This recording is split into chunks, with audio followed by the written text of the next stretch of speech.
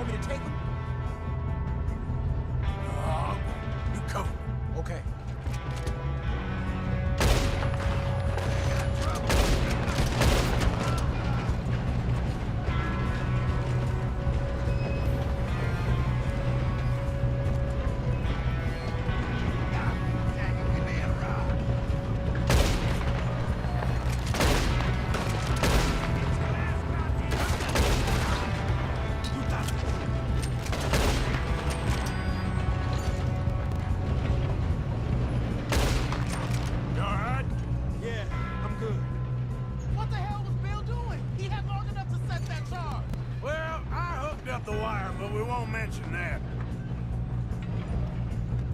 We gotta hurry. We have to stop this train.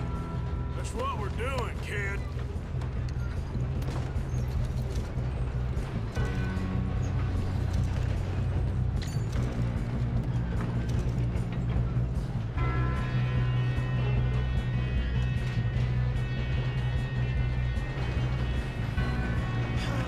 We moving up? What is wrong with you boys? Ow!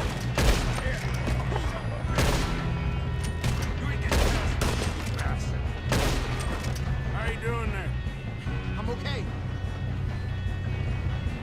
We gotta hurry. We have to stop this train. That's what we're doing, kid.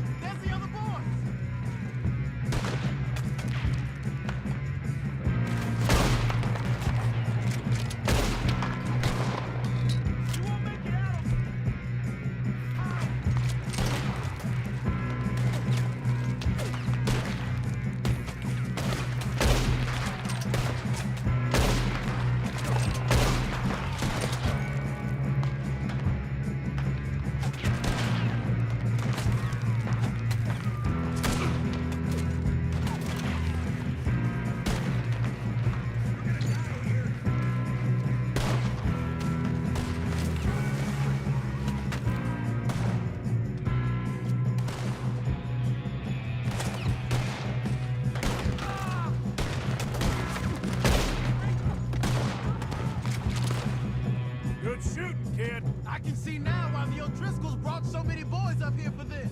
Partner, get over here.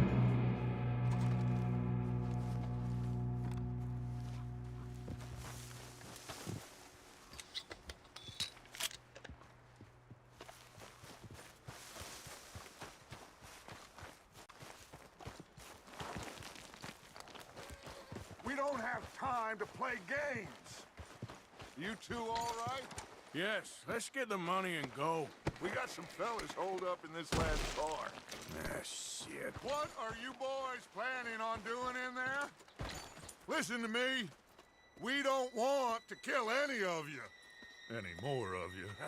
I give you my word, but trust me, we will. I work for Leviticus Cornwall. Come on, boys. We got our orders. Okay, you asked for it. We ain't 5, opening this door. 4, 3, 2, 1. Seems our friends have gone deaf. Wake them up a little.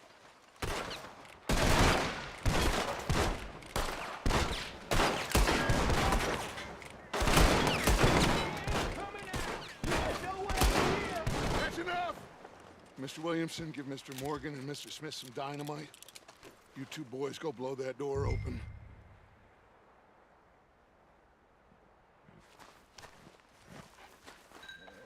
Now, don't matter too much to us, but you boys in there might want to take a step back.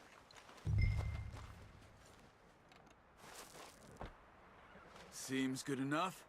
Now light the fuse. Here we go.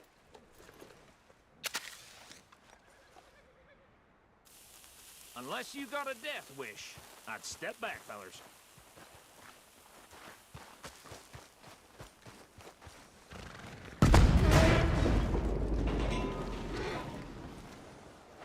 All right, come on. Just walk on out here. We don't want to kill you. We just want to rob your boss. Get on up there. Search that train.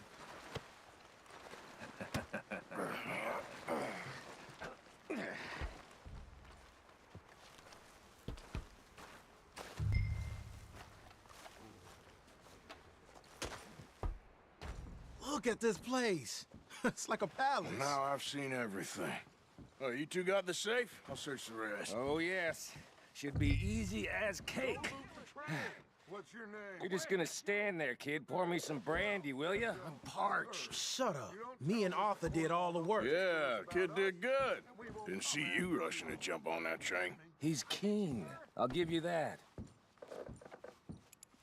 Okay, let's see if we can get this open.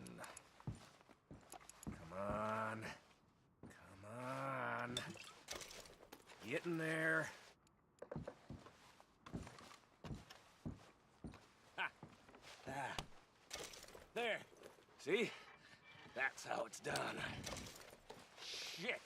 It's just a pile of papers. Bonds? I don't think so. Here, make yourself useful. At least we all know you can read. Give me those. Railroad contracts, invoices, blah, blah, blah. You got anything? Not really. Sugar imports from the Spanish West Indies. A lot of sugar. Some fancy new boat he's ordered from Europe. I am not robbing another boat as long as I live. No, this looks like something. Have you checked all the drawers and cabinets?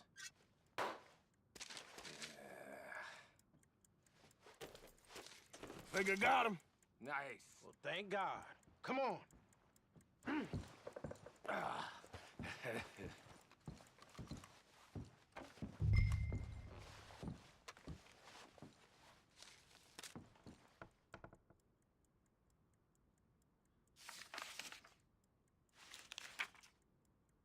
Are you done in there?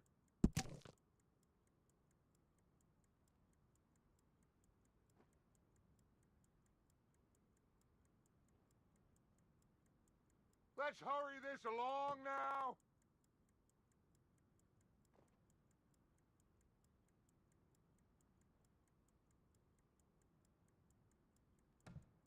Just waiting on you, Arthur.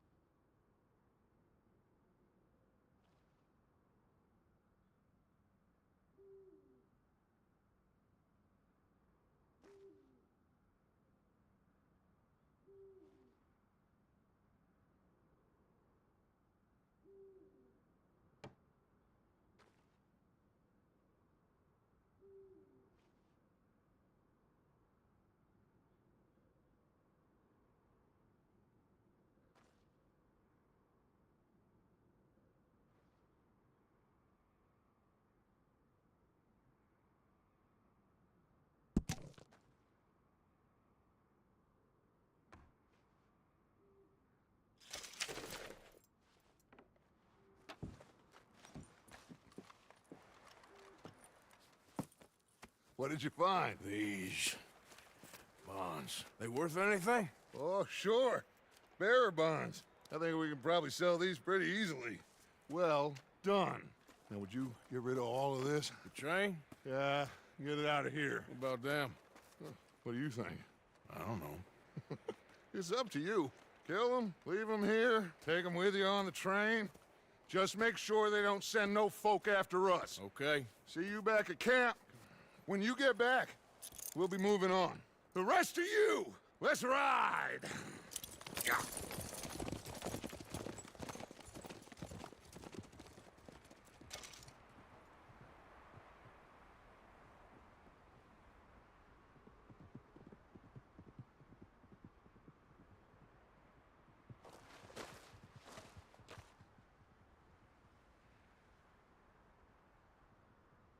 Okay. Get on the train. Quick. All of you. Any bright ideas, I kill all three of you. So behave. Come on! Move! We won't tell a soul, I swear. Go on!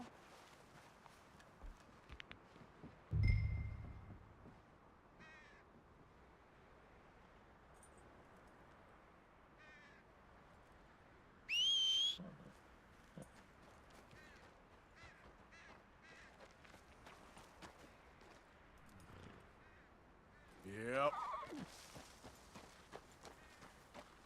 Here. Yep.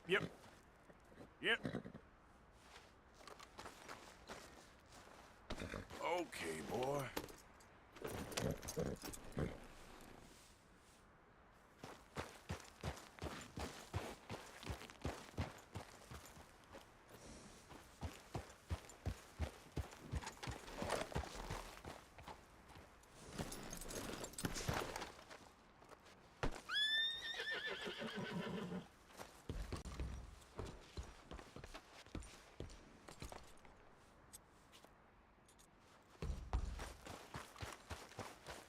If I hear so much as a footstep from this car, you'll end up like all your friends out here.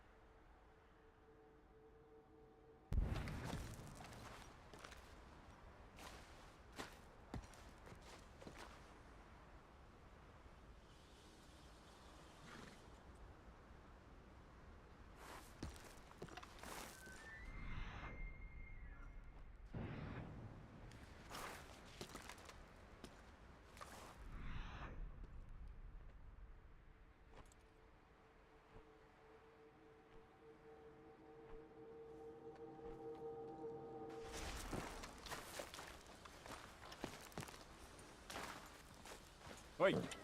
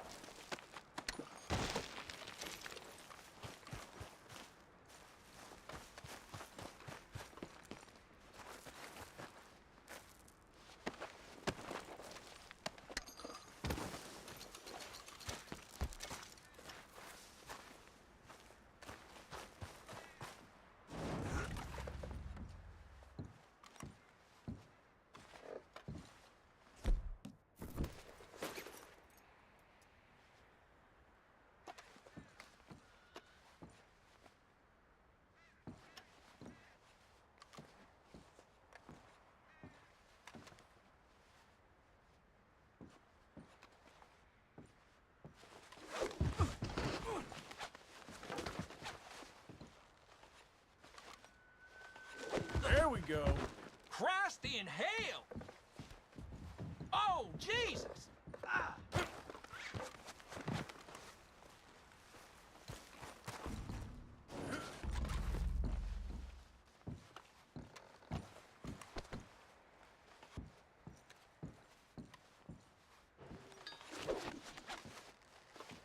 Fish on the line. My Christ!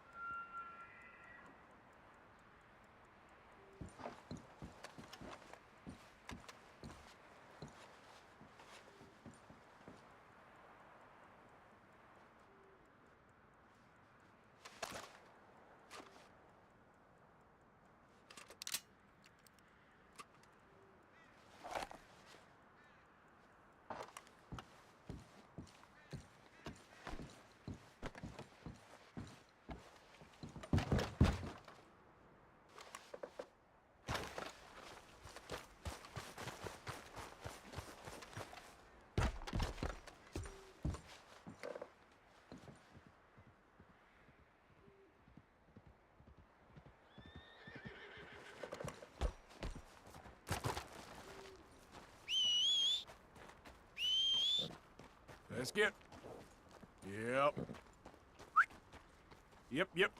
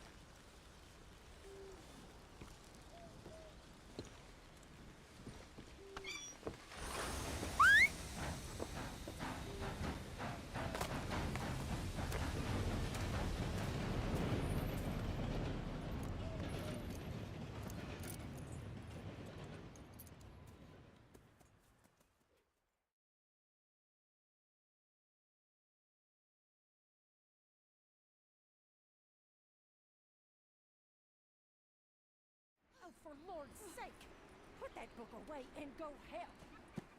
Oh, Mary Beth.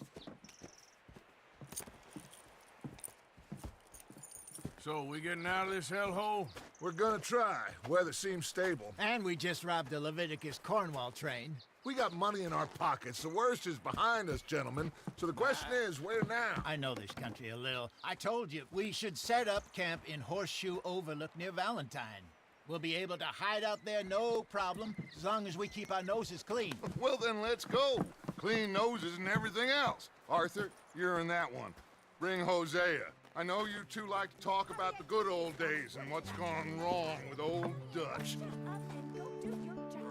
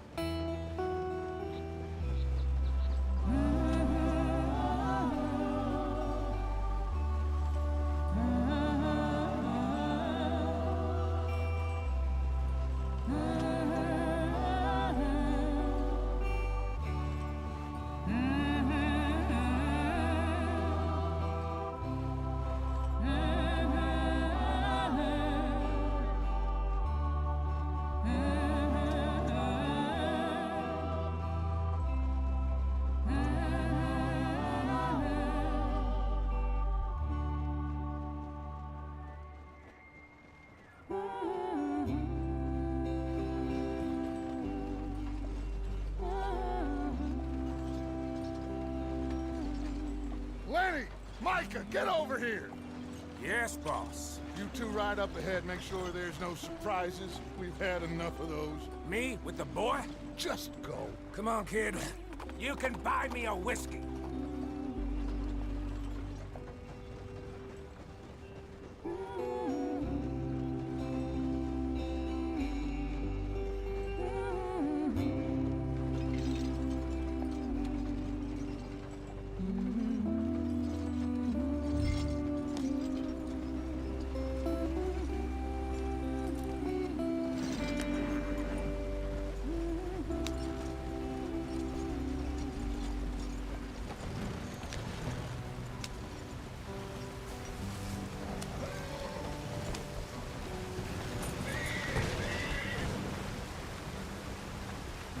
Watch out for the rock.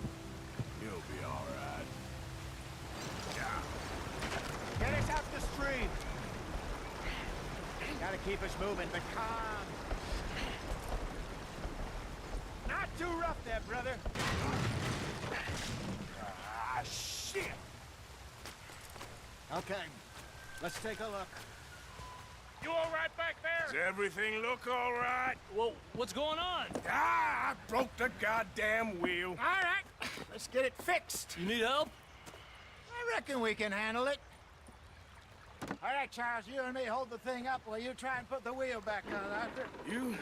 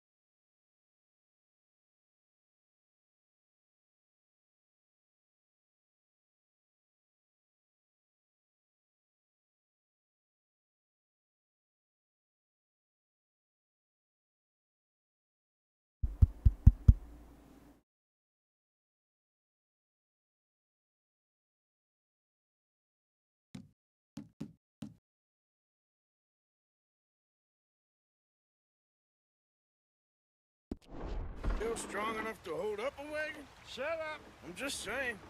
Say less.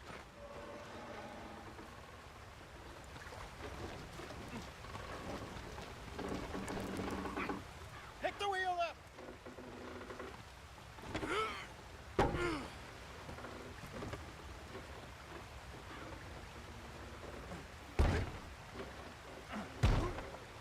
Nearly there. There. See? You ain't so useless after all. Not quite.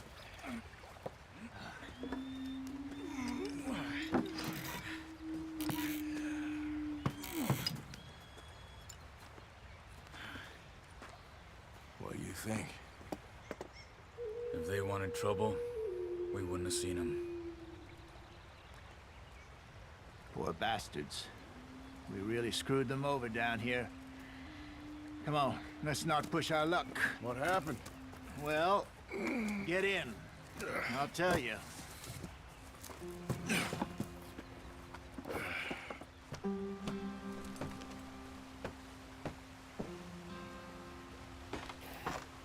Not too far now.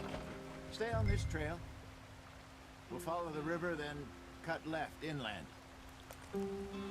They're still going. What are you doing?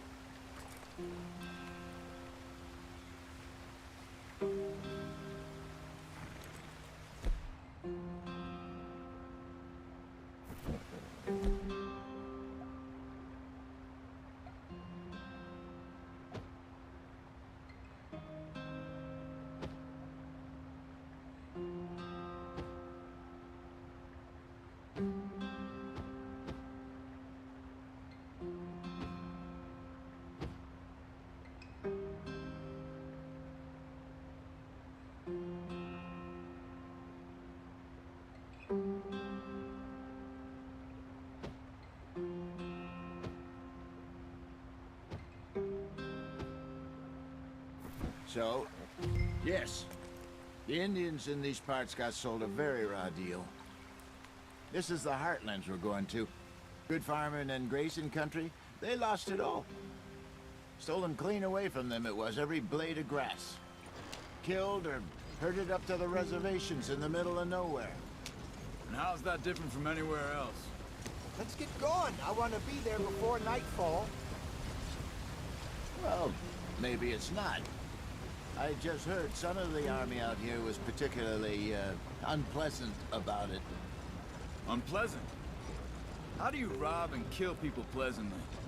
We don't, in spite of Dutch's talk. I fear I was perhaps trying to simplify something more complicated for the benefit of our block-headed driver here. Hey, don't blame it on me. Never forget, this here's a con man, Charles, born and bred. Just 'cause it sounds fancy don't mean he knows a damn thing about what he's talking about. So, what happened to your tribe? I don't even know if I have one. At least, not that I can remember.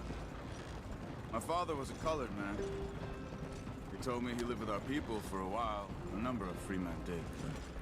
When we were forced to move from our lands, the three of us fled. I was too young to really remember much. My whole life I've been on the run. A couple years later, some soldiers captured my mother. Took her somewhere. We never saw her again. We drifted around. He was a very sad man, and the drink had a mean hold on him. Around 13, I just took off on my own. That was about the age we found young Arthur here. Maybe a little older. A wilder delinquent you never did see. But he learned fast. Not as fast as Marston, apparently. Wait, I don't understand. What's the problem between you two? Arthur? It's a long story.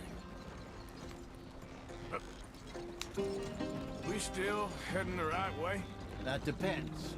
Are we still heading west in search of fortune and repose in virgin forests as we planned? No.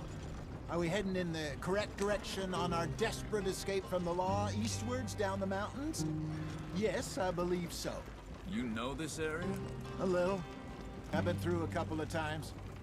There's a livestock town not too far from here called Valentine. Cowboys, outlaws, working girls, our kind of place. The Driscolls?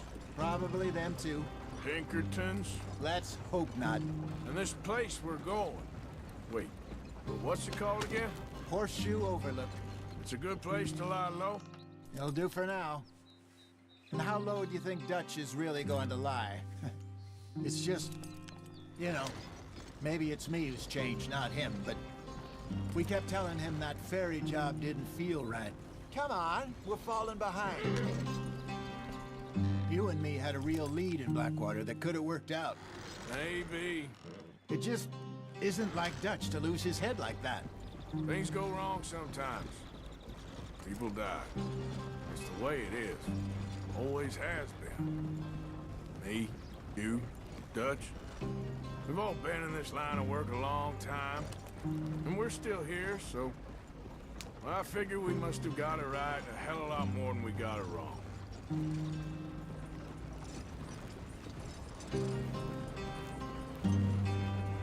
What are you working on there, anyway? Just some yarrow and ginseng. Good for the health. Better than that stuff you buy in the store.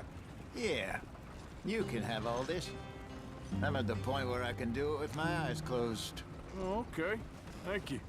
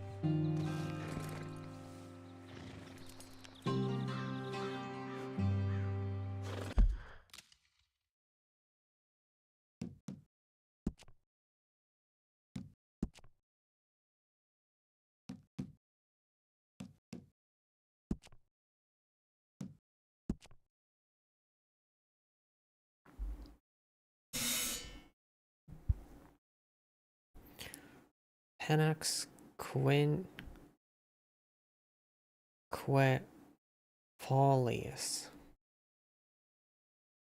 Quinquefolius.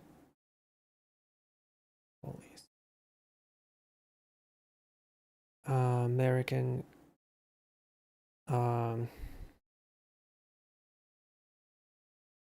ginseng shrubs can be identified by their large palmate leaves, smooth stems, and small cluster of red berries. The cluster of berries are smaller than the clusters found on Alaskan ginseng. These plants are native to forests in moist areas from West Elizabeth to the edges of New Hanover. Hanover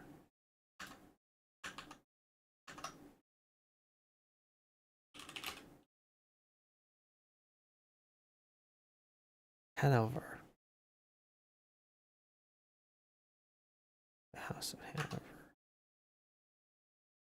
This medicinal plant can be crafted into medicine or consumed to replenish your health care.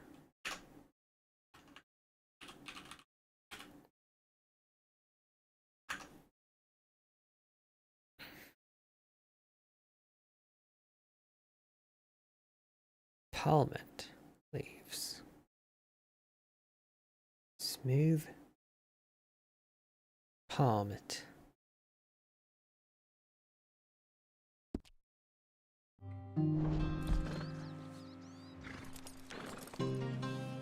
Yep.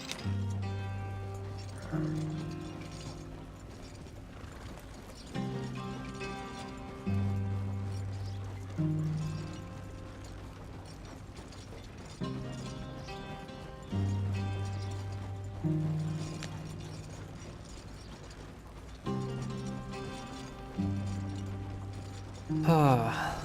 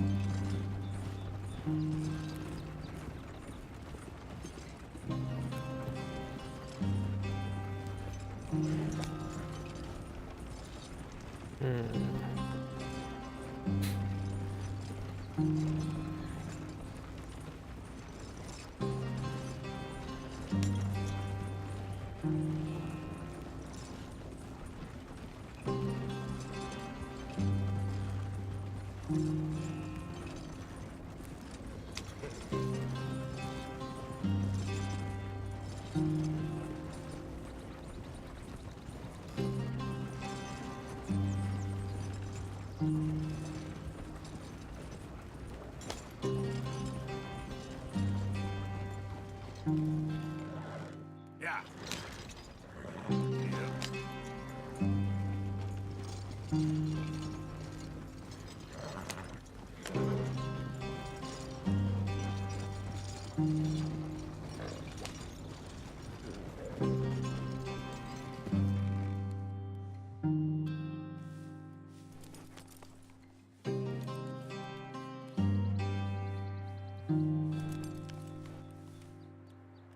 Yep.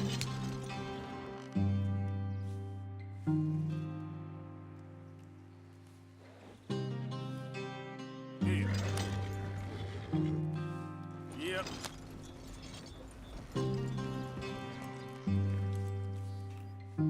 Yep. Yep.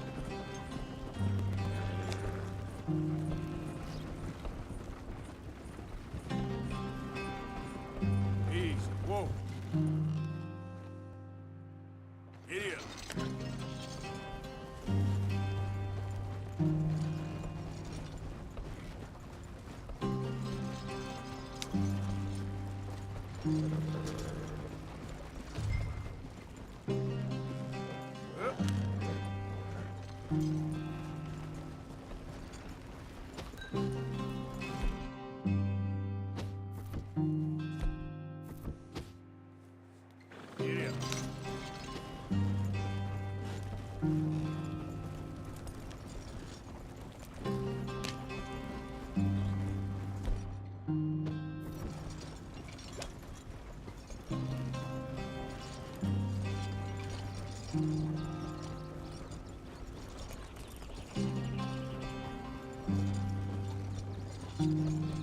There you are, brother. Head in there and follow the track for a bit. Thanks.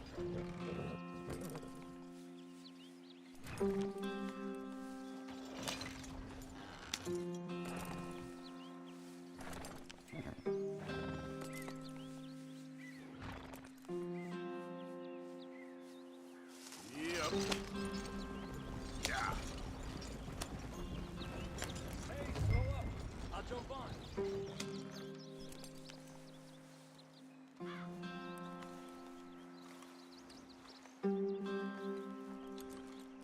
Oh, Okay, let's go. Any trouble getting in here, Javier? Nope. It went well. This is a good spot. Excellent. I think this'll work for us, Arthur. For now, anyway.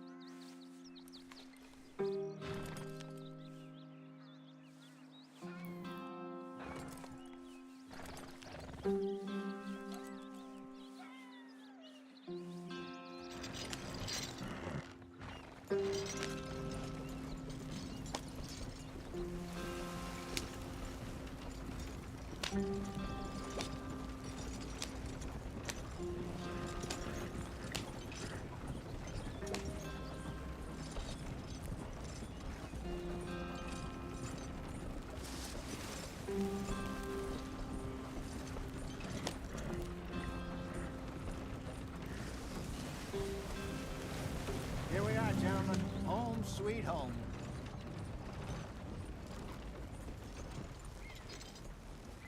You weren't wrong, Hosea. This place is perfect. I hope so. Gentlemen, we have survived. For now. Now, it is time to prosper. Arthur and I were about to prosper in Blackwater. We were onto something big. Then Micah got you all excited about that ferry, and here we are. We have all made mistakes over the years, Hosea. Every last one of us. But I kept us together. Kept us alive. Kept the nooses off our neck. I guess I'm just worried. I ain't got that long, Dutch. I want folks safe before I go. Me too. And now we are stuck. East of the Grizzlies and out of money. And a long way from our dream of virgin land in the west. I know, my brother. But we are safe. We make a bit of money here. Then we move again. Head out around them. Be west of Uncle Sam. In a few months, buy some land. I hope so. Would you just look around you? This world has its consolations. Gentlemen, I'm going to head into the local town and, see if I can strike up a little business. Of course, Herr Strauss. I prefer robbing banks to usury. Seems more dignified somehow. Now, everyone, put your tools down for a moment. Come on, gather round. Quickly now.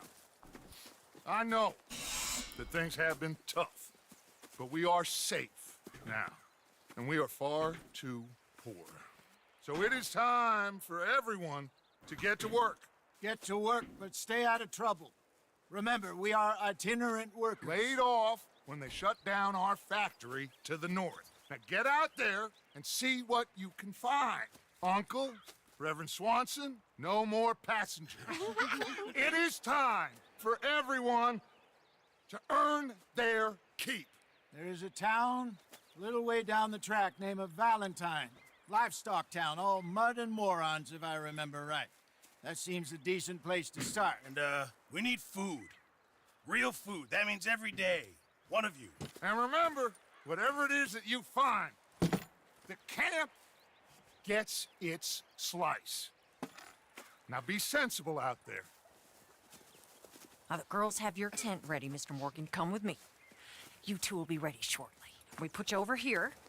I'm sure everything will be fine, Miss Grimshaw. It should be. Most of your stuff from Blackwater got saved. Everything apart from my money. Oh, don't remind me. Well, we can always make more money. We're gonna have to. Miss Jackson, I've seen shit with more common sense than you. Do it properly.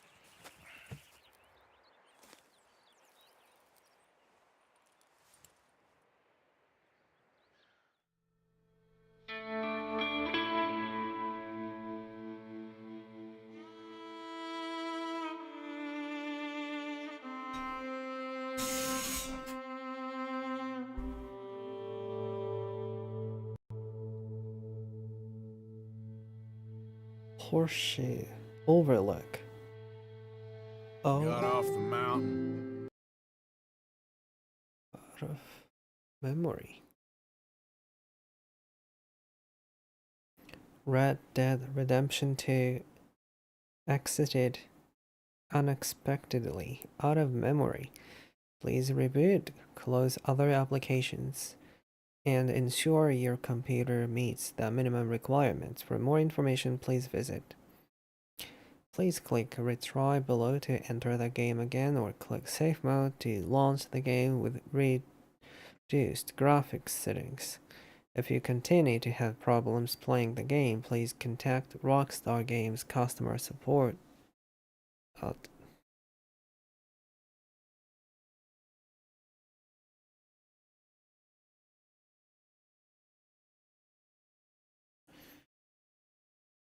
グラフィックの設定を下げた方がいいのか。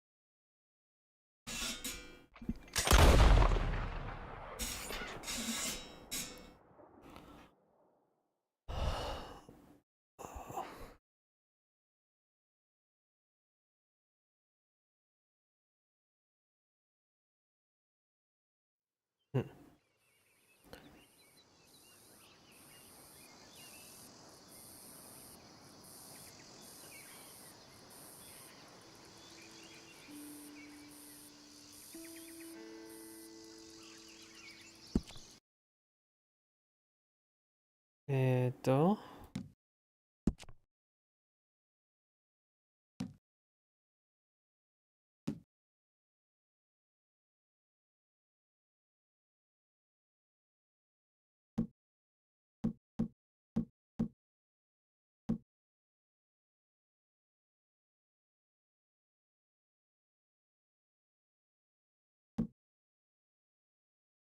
はあ、うん。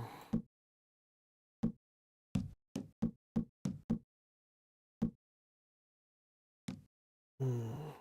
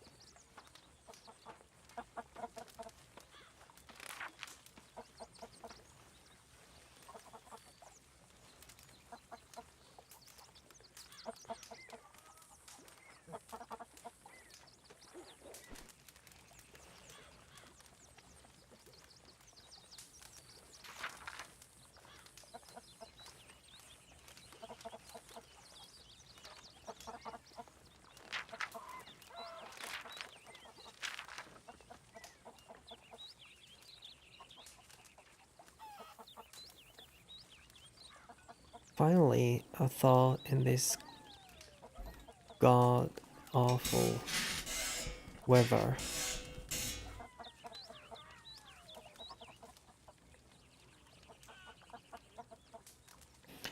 We got off the mountain and rode east into some pretty enough country called the Heartlands.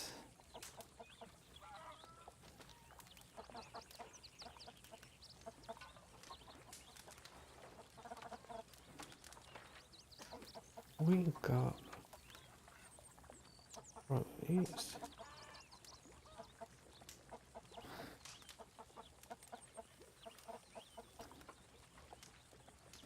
Ain't been this far east in many a year. Jose seems to know the country a little. Ain't been much of a spring.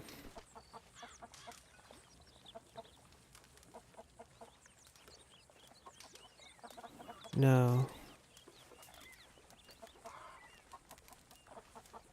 Pulled up at a place called the Horseshoe Overlook, outside of some downbeat little cattle town, name of Valentine.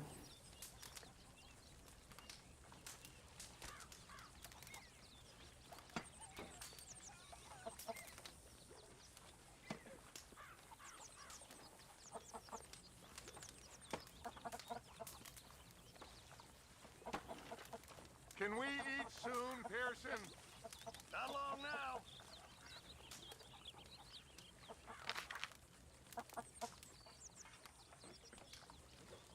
That seems a little better.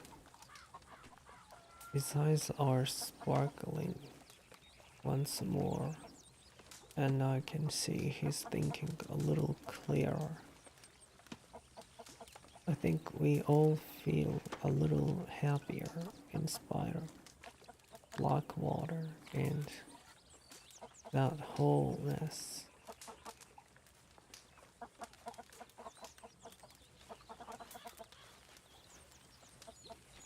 So,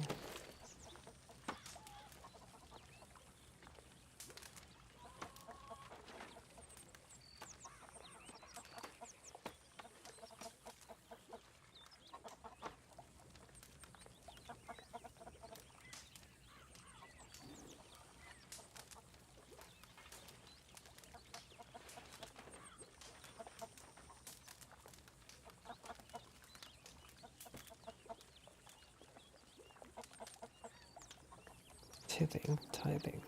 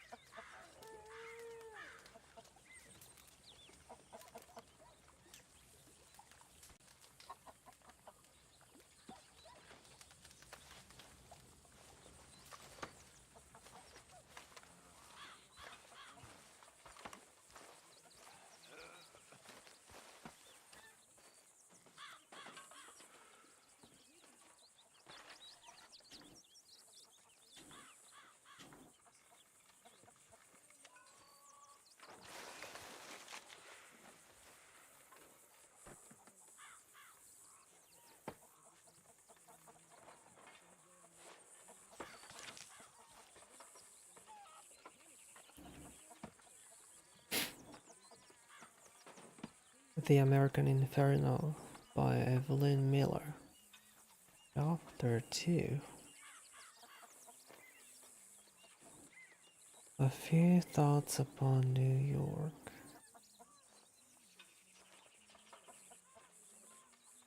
In the end, what has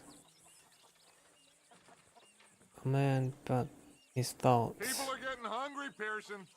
Believe me, you'll be the first to know. I will postulate further. What is a man to stand for?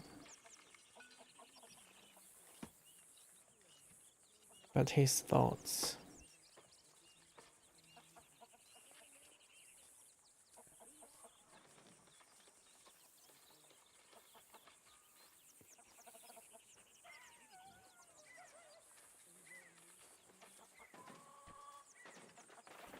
His actions, perhaps.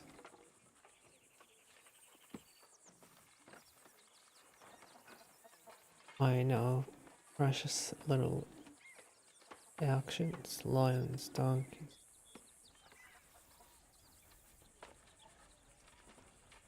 Hyenas. They all act.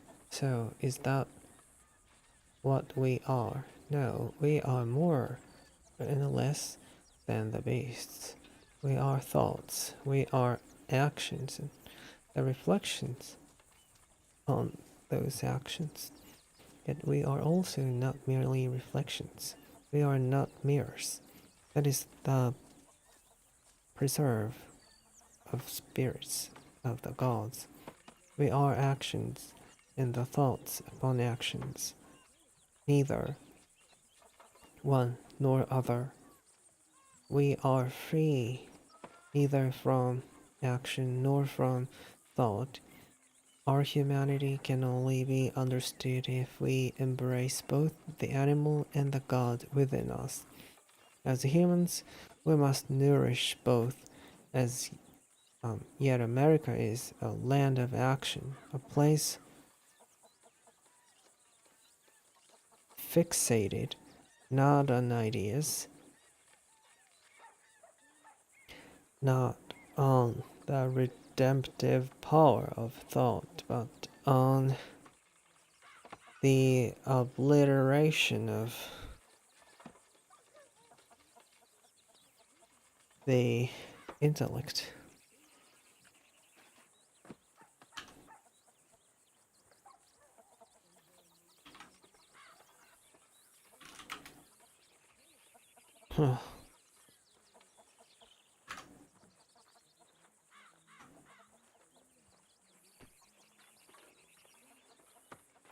It is a place wherein mankind has attempted to deny half of his being, and in pursuing freedom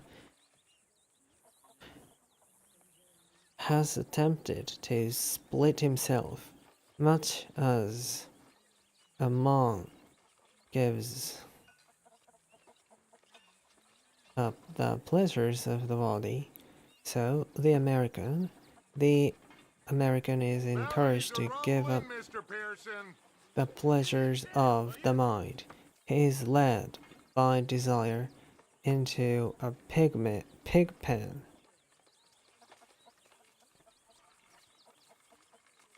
awaiting his own slaughter.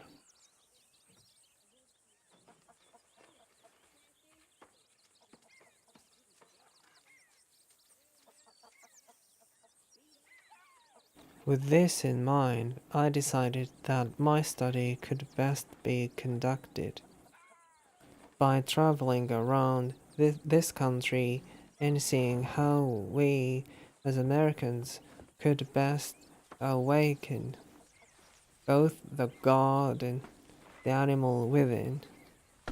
Look out, Molly.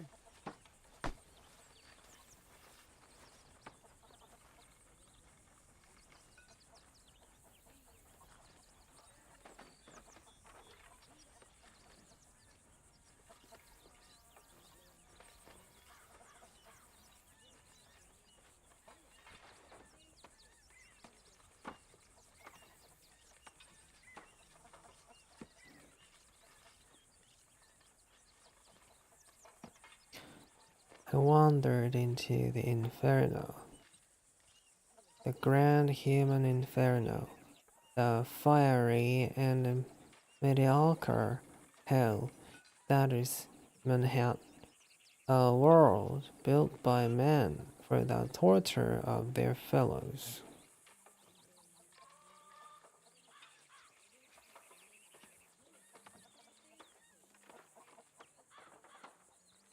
A place that shows beyond all reasonable doubt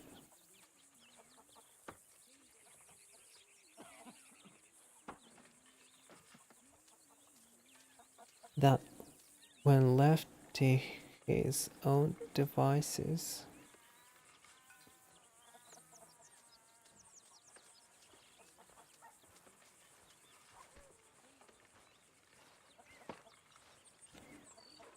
when removing God entirely from his creation, man will induce not heaven,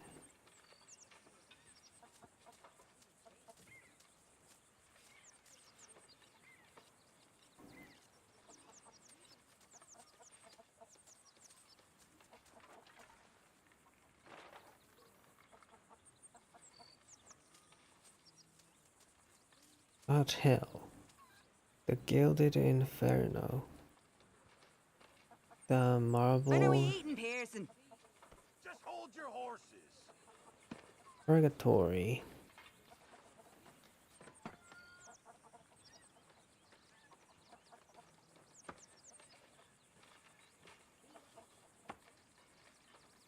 Purgatory.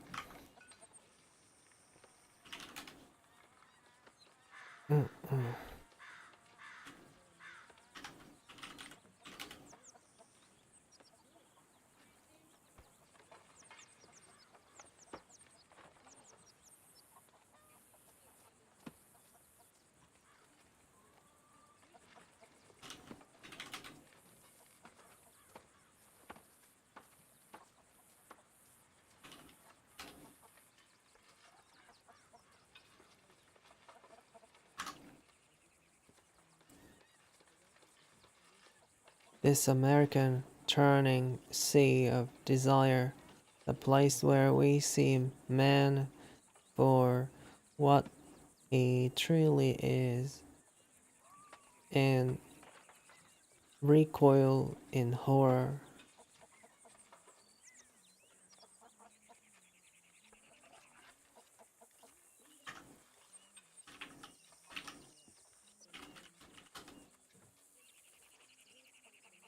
Recoil in horror.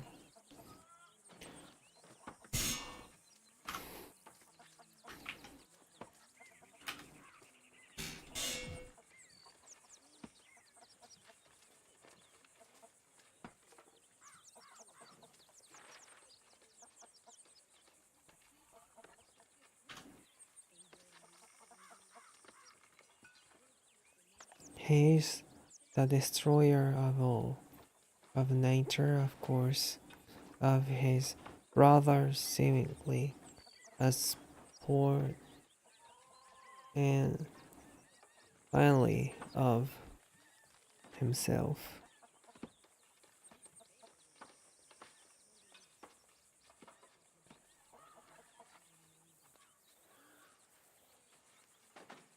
Of his brothers.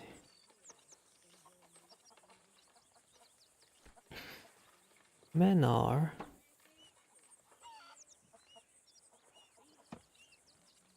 fixated on greed, on desire, and on the acquisition, not of experiences or pleasures, but the ability to acquire.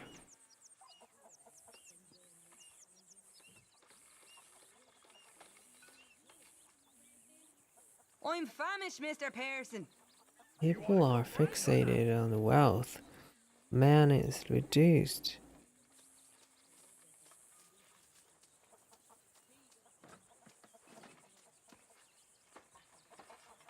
to the desire for desire. Wanting is all that matters, not loving, not being, not having, but wanting. We are killers for desires, even sport would be preferable. This is the grand sickness, the eternal sickness of this land. It is man unleashed and turned into he knows not what. For inside, he is nothing. So, all that moves him, all that he understands is the external, the great churning sea of desire.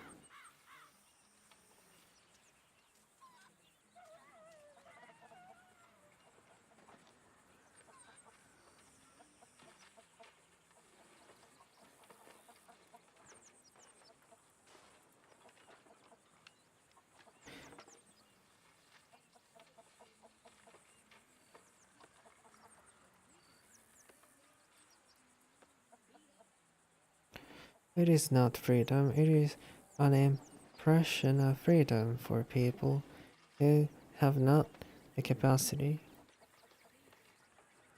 to see further.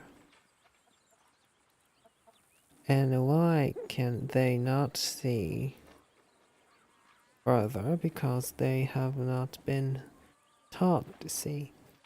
If you wish for men truly to be free, if that is this nation's promise, and not merely a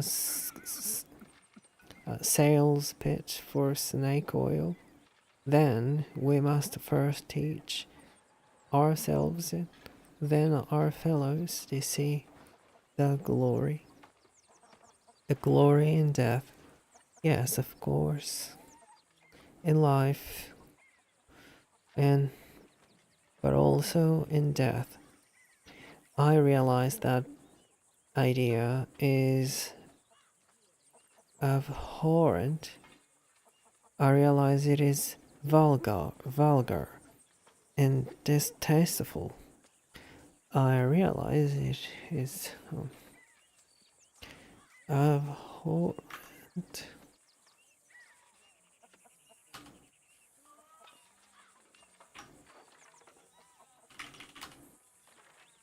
What does it mean?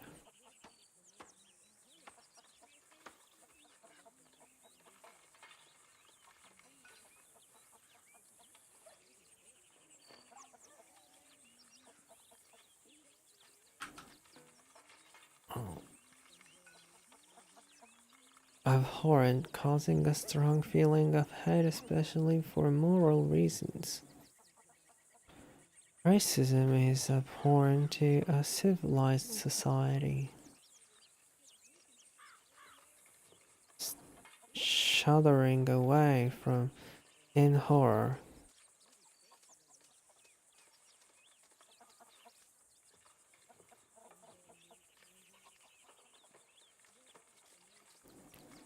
From the verb abhorrere, to prefix ab away from, horrere, to shudder. Abhorrent.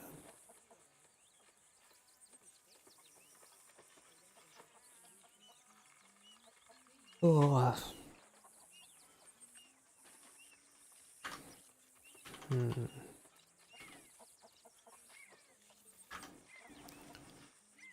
And distasteful. I realize it is perverse, but it is also the truth. どういうことや。意味わからんな。The glory in death. Yes, of course, in life, but also in death. I realize That idea is abhorrent. I realize it is vulgar and distasteful. I realize it is perverse, but it is also the truth. As I traveled throughout Manhattan, from the migrant slums of the Lower East Side to the marble-clad mansions by the Central Park, I came to appreciate a hideous truth. The system that allows poverty and degradation such as I saw is wrong.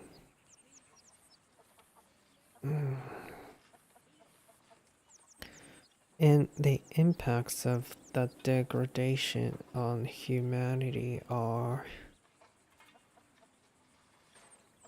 profound, but far worse is the impact of wealth upon those who possess it and are possessed by it.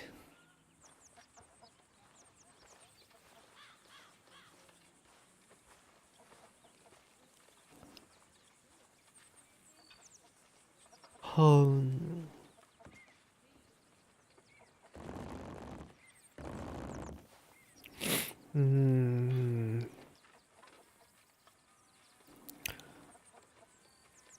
Migrant slums.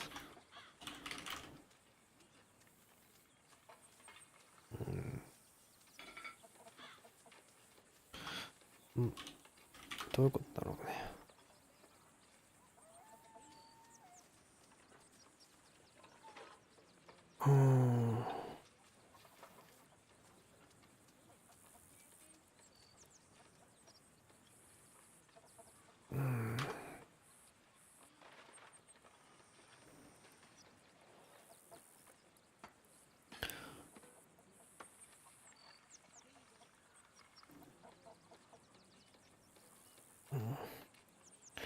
To be removed from humanity,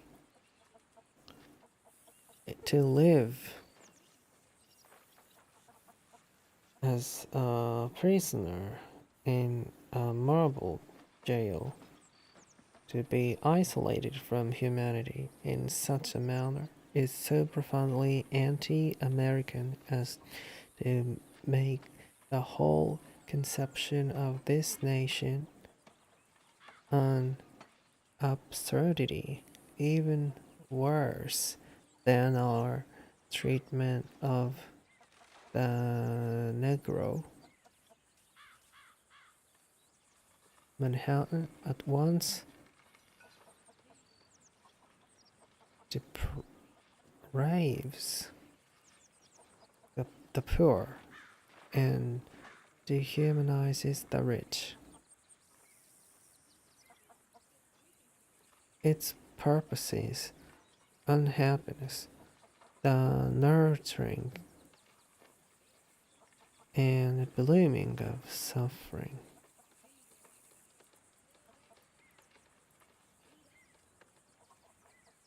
Deprived. Deprive じゃないのか。人を的に悪くすると楽させる。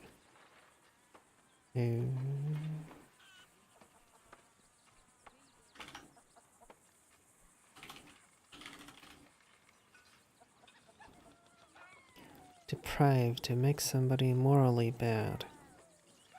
Synonym corrupt. In my view, this book would deprive young children. Light Middle English in the sense pervert the meaning or intention of something.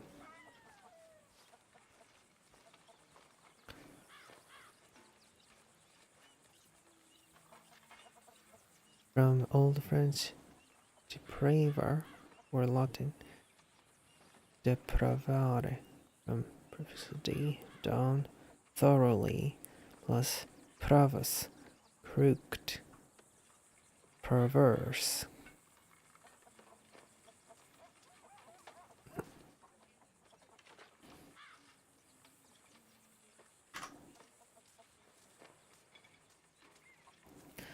In this, we are informed is the high point of American society.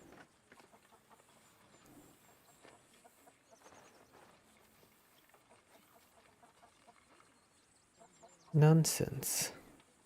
This is nonsense. American nonsense. Yes, but nonsensical deceptions.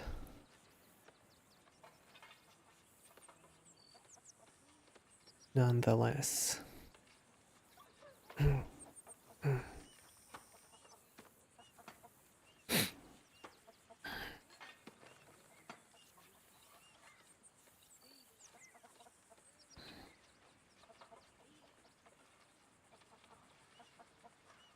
The real America can only be found not in desires, but in the purity of its landscape.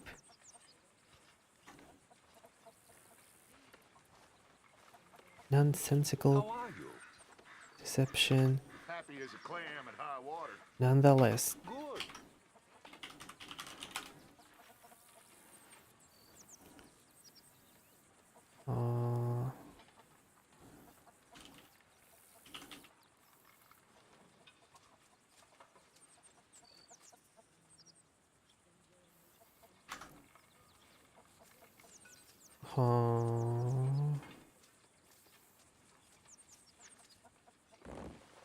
The real America can only be found not in desires, but in the purity of its landscape.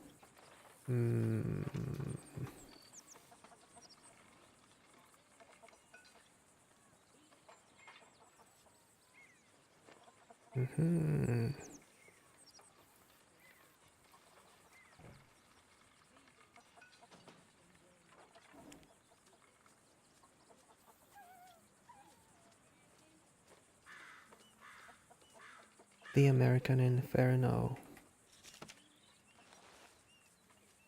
Evelyn Miller. これ本当にいる人なのかな。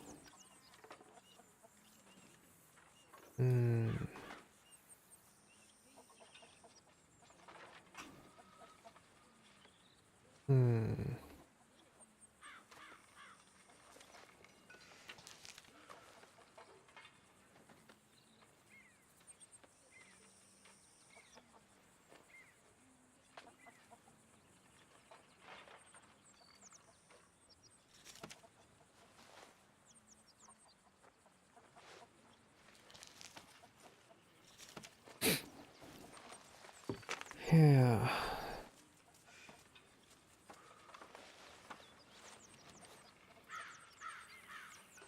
Call.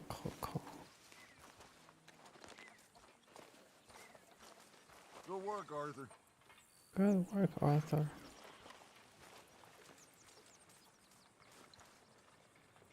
Back up a bit, will you? Antagonize. Why are you doing this? You've got some nerve.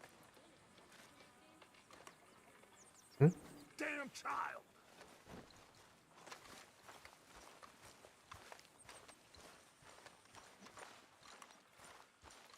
Ready?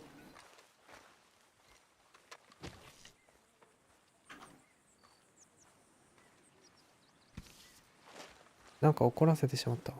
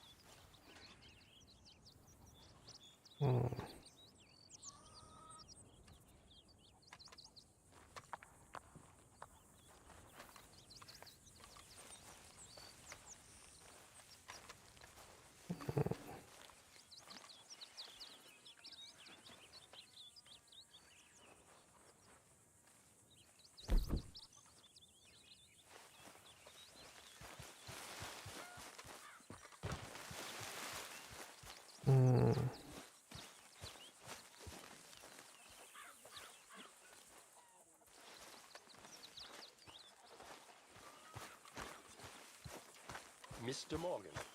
Mr. Morgan.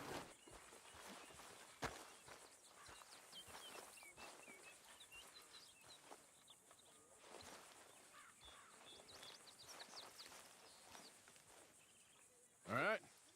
All right. Hello. All right.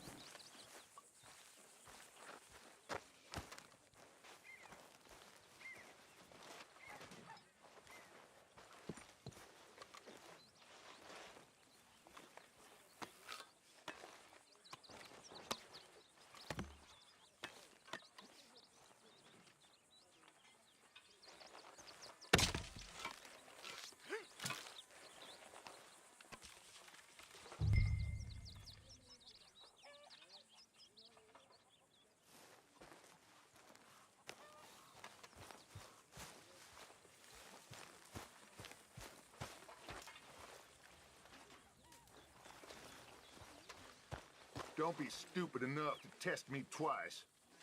Feels like we're back on track, more or less. Yep, money and food. Now everyone needs to keep it coming. For sure. Sure.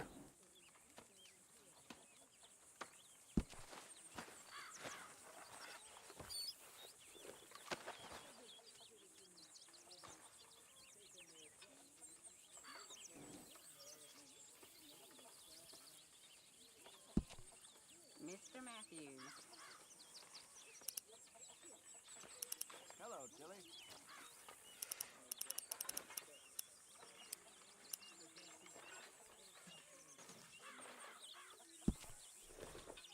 Keep it coming. Keep it coming. 下が自分の所持権で、上がこの箱の中にのお金。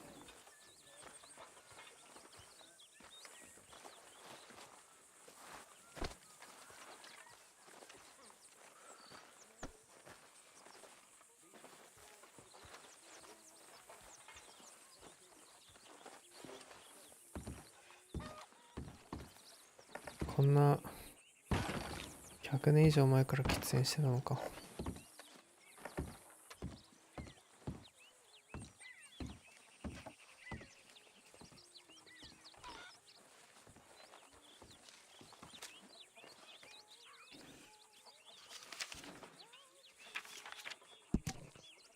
Molly's poem.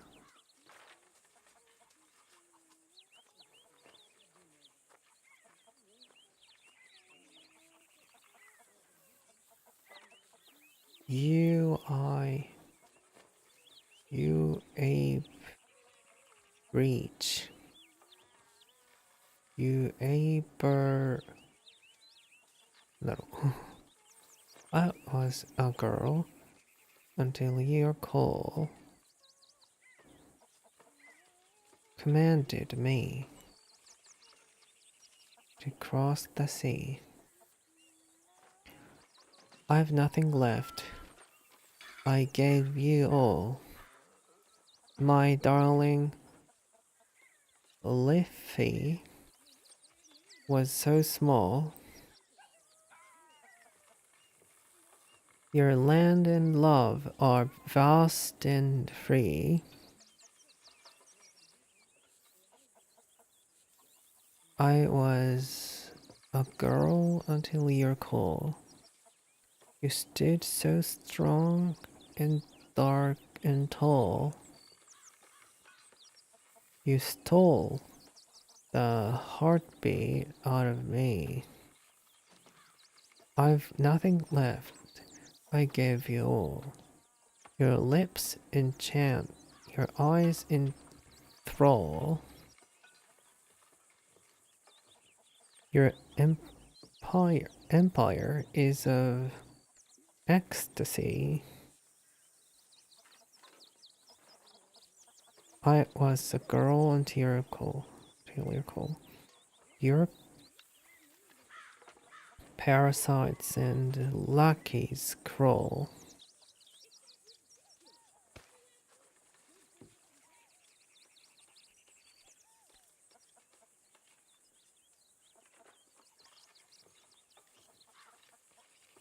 mocking a love they dare not see.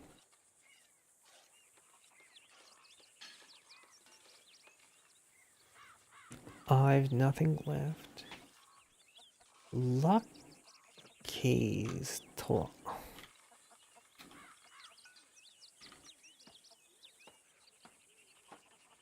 Lucky.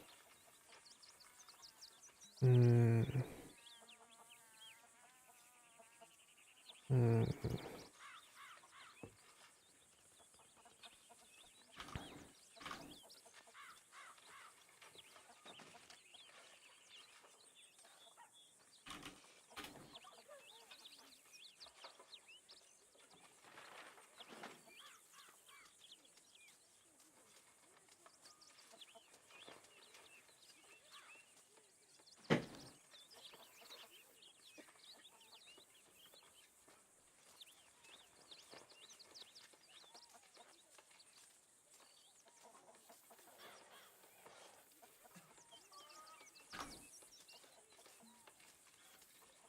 They dare not see.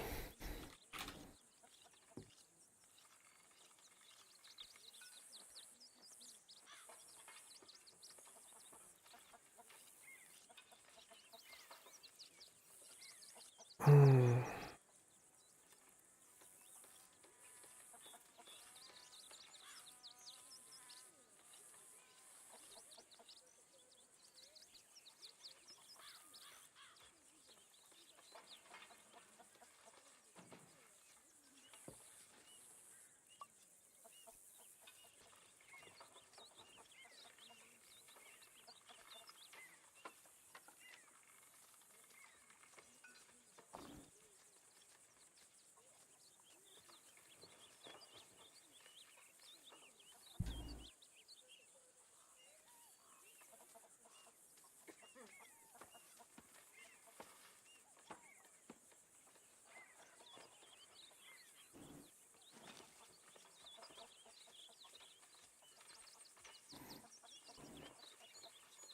Um.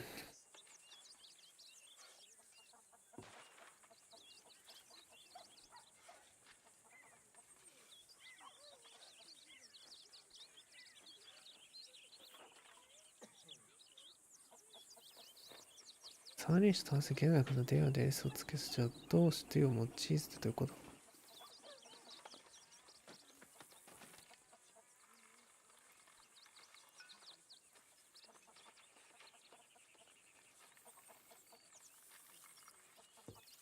うん。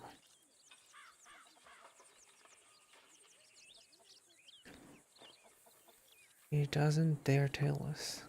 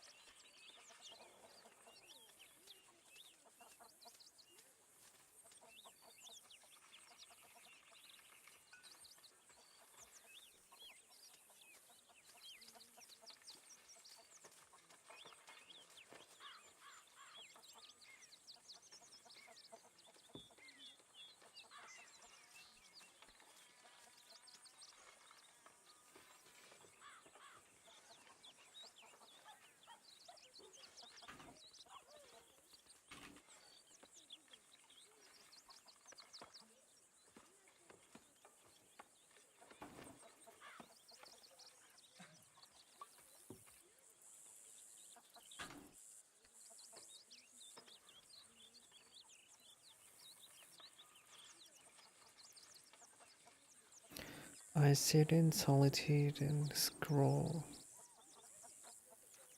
these wretched words and wait for thee.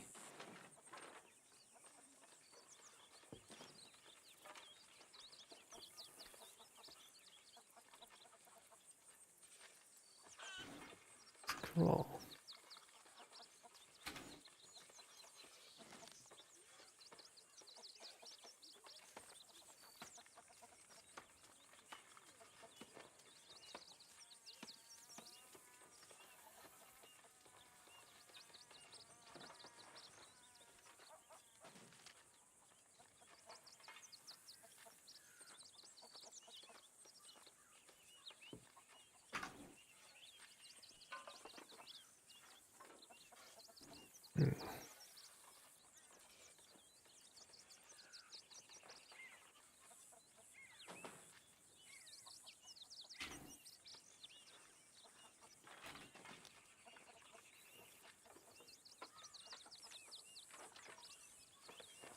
Wretched.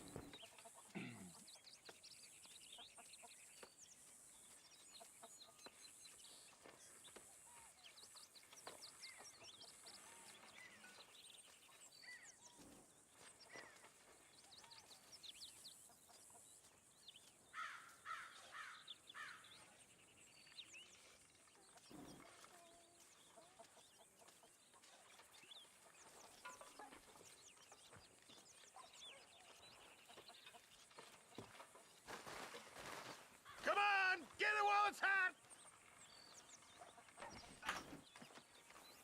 なんてマーリーって誰や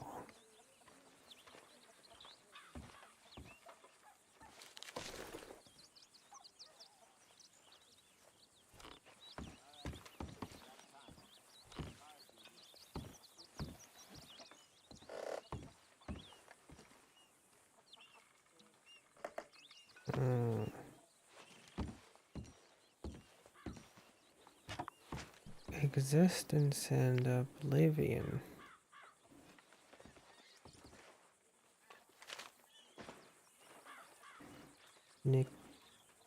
Nikolai Fedorov. Translated from the Russian by her Hubert Pollard. The Russian ってなんで定冠詞がついてるんだろう。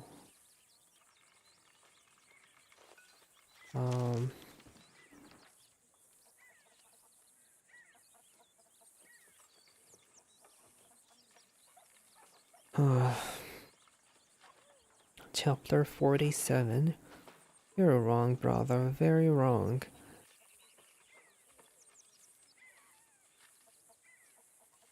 Oh, pined the priest, sickly and pale though he now undeniably was.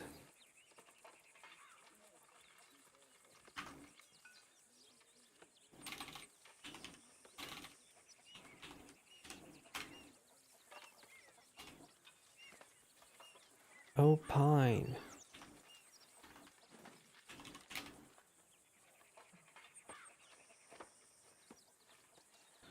Express a particular thing.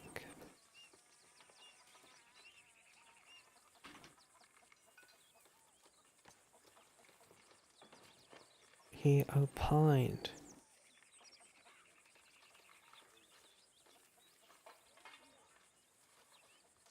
Opine なんて初めて見たんですけど His brother, Andrei Denisovic, stared at him.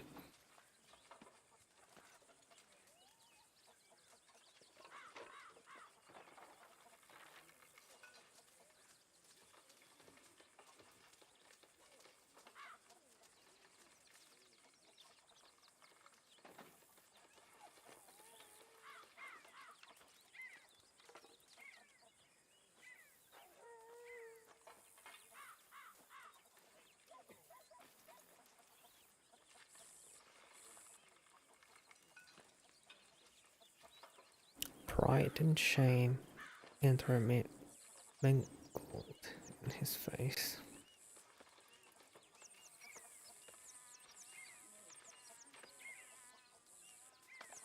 Pride that he was what he had set out to be. Above all, that he was the man the world saw him to be, and shame that his brother saw.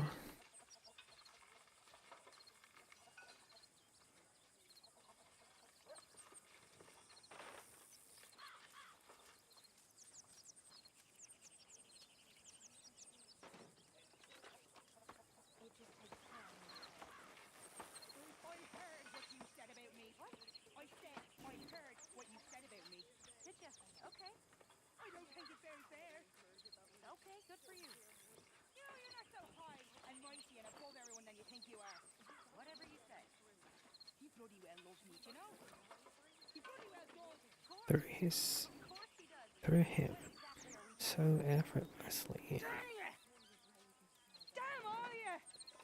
You ain't so smart. With such devastating consequences. Give me strength. Courage to live. Oh, no.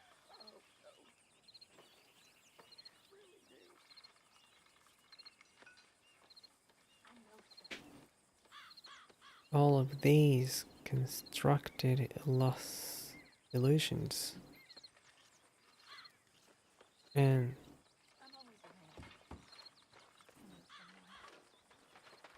yet underneath he was just a little boy.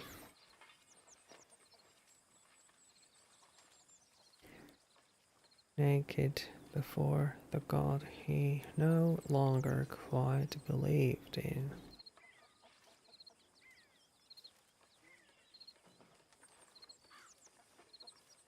Nor could quite abandon. I wanna hate you, Sergei Denisovich.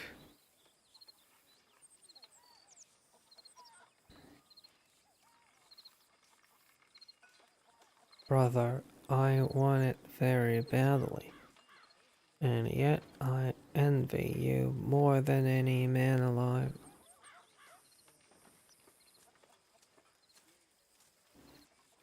He admitted. Then,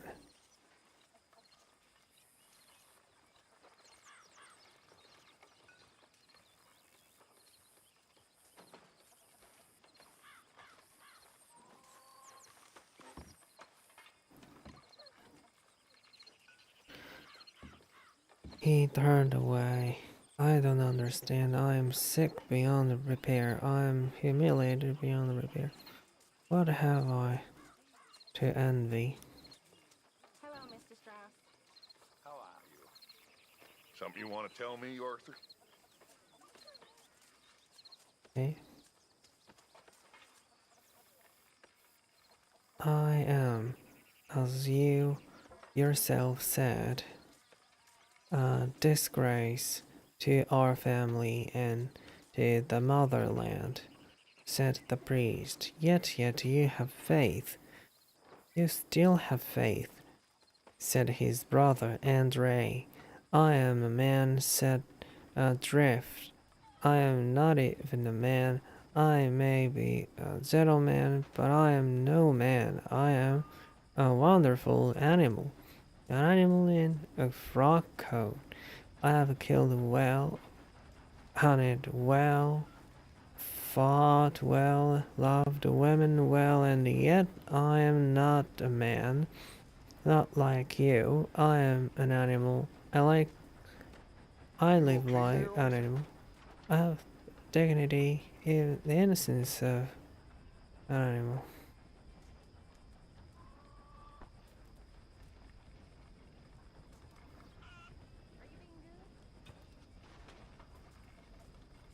But I am still an animal. The lamp flickered, then it went up. They sat for a long time in the dark, silent, disconsolate,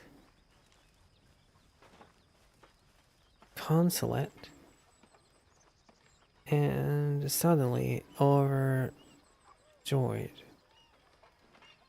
The priest wheezed a little. More remained unspoken between them. Dutch.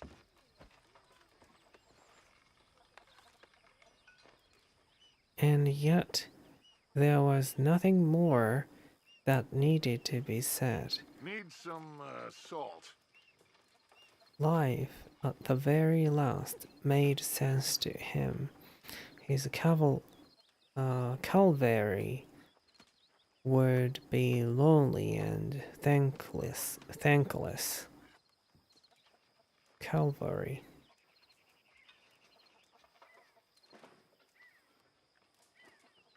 He had long known that accepted his fate, and yet, like others who are truly fortunate,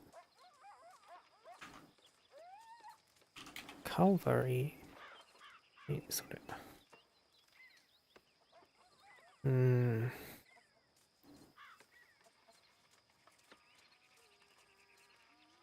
Don't you have somewhere else to be?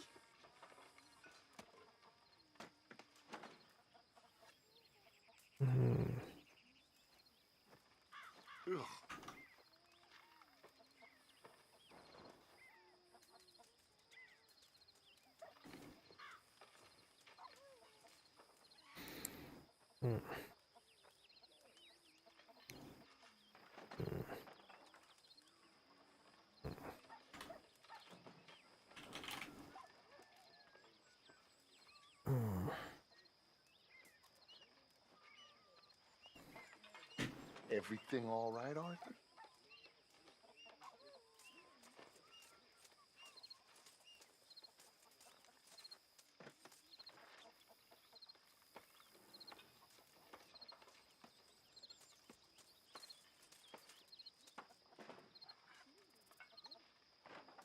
I'd be a lot happier with you somewhere else.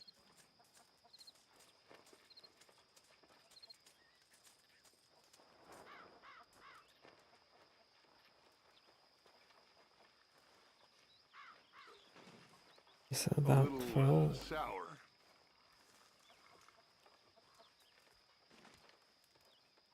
His disgrace and his fall, all the trouble he had caused.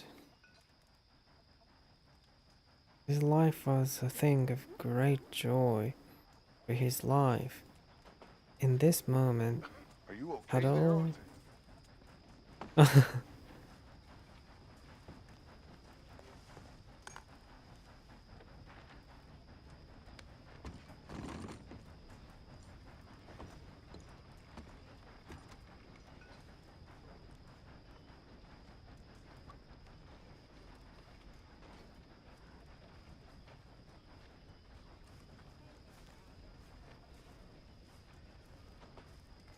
And all that had eluded him through the years of his disgrace. His life had acquired grace and the light had entered into it. You know, brother, I remember when we were boys, it was you, not me, who was intended for the church. He croaked. Too quick. By the age of 12, my brother was beating night watchmen so he could steal some bread for us. My little sister Anna, she was sold into servitude by father at the age of 9. He cried so much the day she left. Me, I had health problems, so I got sent with my uncle on the boat to the New World. Oh, they imagine that Brooklyn fog is better for a child's lungs than good Viennese smoke. You're getting nowhere fast, my boy. We sail into the Hudson. The whole city is on fire because of riots due to the war. I believe I have arrived literally in hell. My uncle is so horrified, he promptly drops down dead. And I am all alone in the New World. Oh, how strange fate is.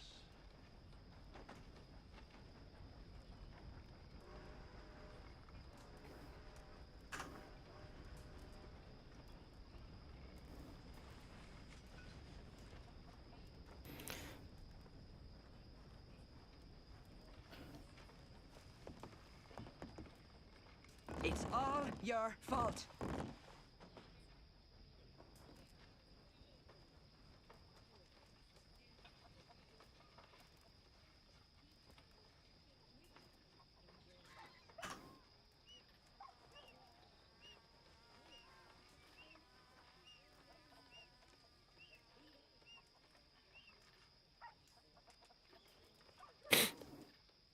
Mr. Pearson.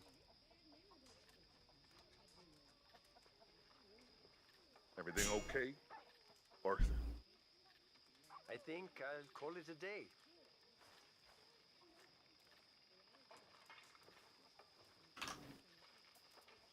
It was intended for the church. I turned my back on that nonsense a long time ago, said his brother sadly. And yet I found only other nonsense. For you, there is still time, said his brother. For me, there is no more time, and nor do I need it.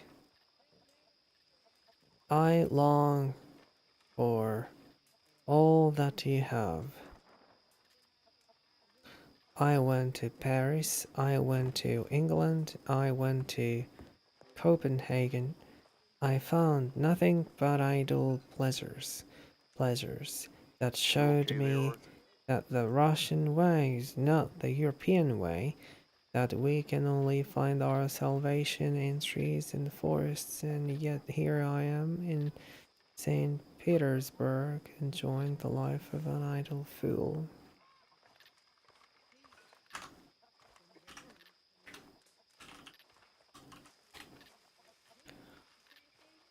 Ah.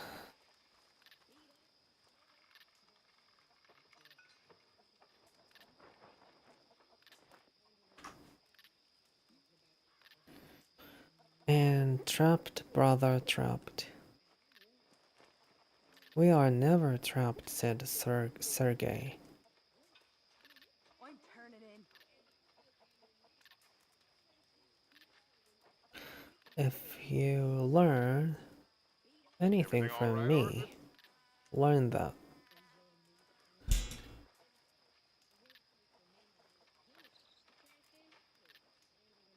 The spring had been a lonely one for Andrei Denisovic, a terrifying look into the void that would envelop him unless he acted. They looked at each other calmly, both at peace with what was now inevitable. Well, I see you ain't got problems with your appetite. The church bells chimed in the distance. The peasants walked home in the evening twilight. The world was both old and very, very new. Andrei Denisovic knew that he must kill his brother. Eh?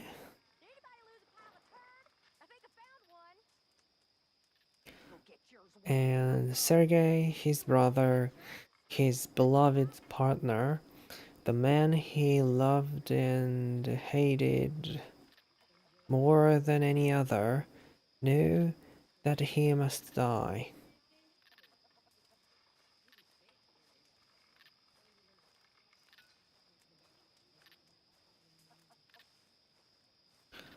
He was not afraid, for this would save his brother, his brother's family, and ultimately, this state and all its souls.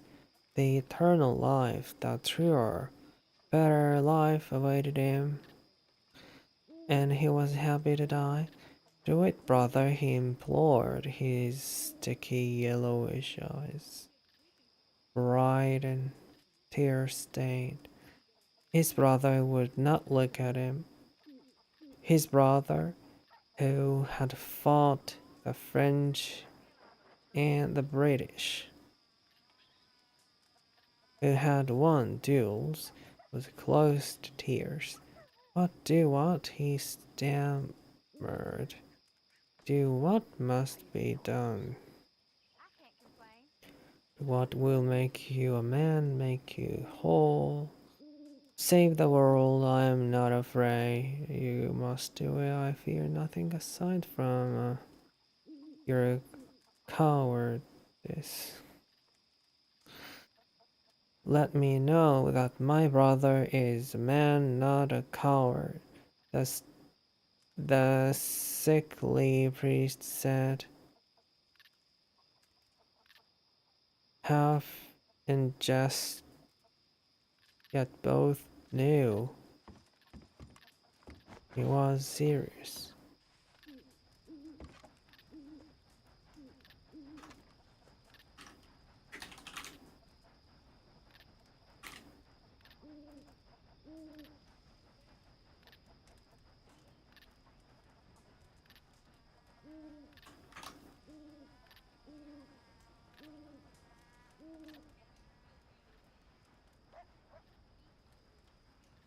What are you dallying for?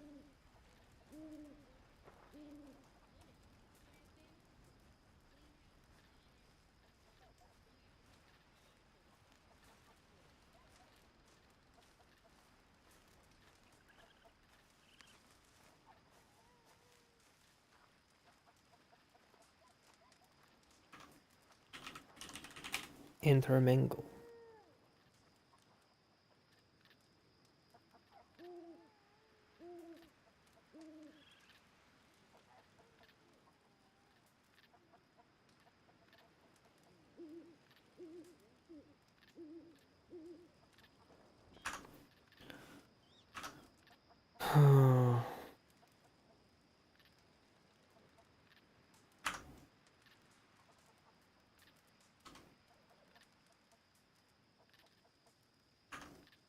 Everything all right, Arthur?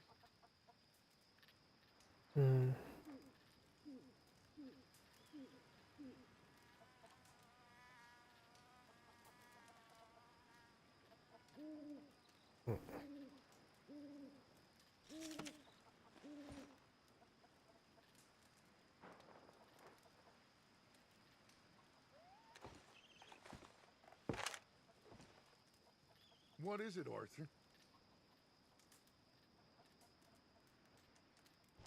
What is it, Arthur? An American Eden.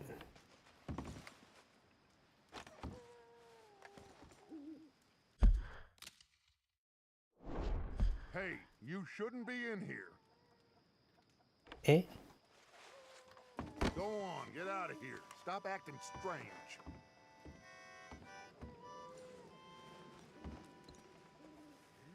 It's of a flash.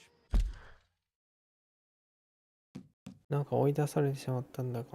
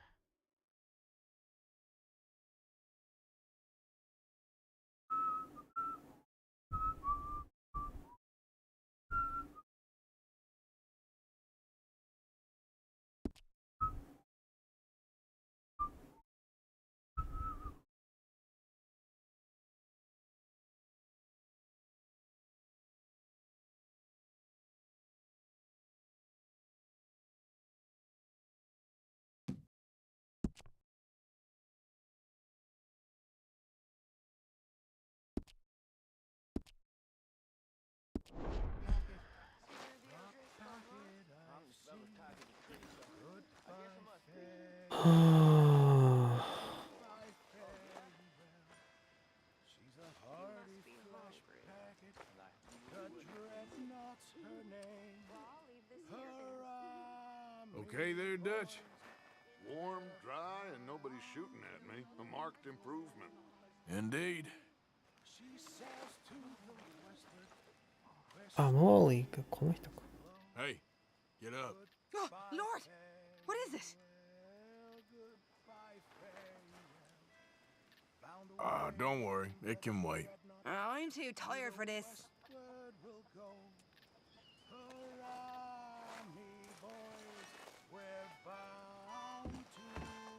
Yes, Arthur? It's now we are falling right out of the dock. Goodbye, farewell. Goodbye, farewell. これ持って出れないか。Where the boys and girls on the An American Eden. Evelyn Miller. me boys. we're bound to go. They give free like Haven't you got anything better to do? They say that only the fool quotes himself, and I confess that along with ample reserves of stupidity, I have also been cursed with an excess of vanity. So the reader will forgive me if I quote myself. The real America can only be found not in desires, but in the purity of its landscape. It's not the same on dry land. This remark is commonplace enough, but in my commonplace mind, it resonated since I wrote it in a second-rate Is there book some intent to this loitering? a few years ago. What did I mean by it? When I wrote it, I did not mean very much by it. I merely liked that turn of phrase, but since then, the idea has captured my mind. America is a land that is captivated by its own appetites.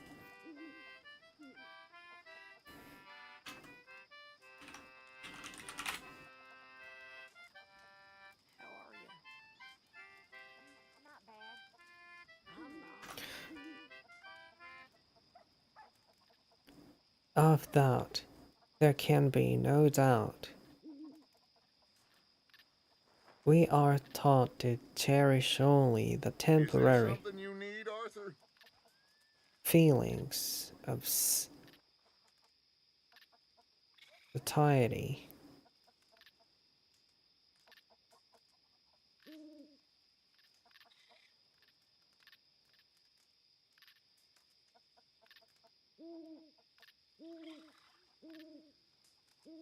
That repeated binging upon our appetites can ensure.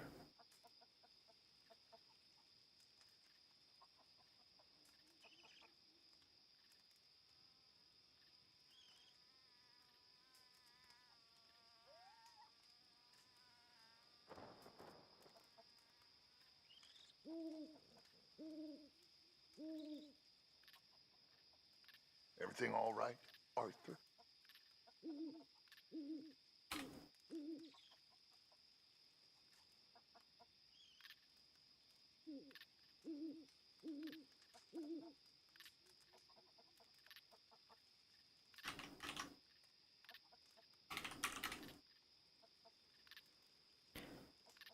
Everything all right, Arthur?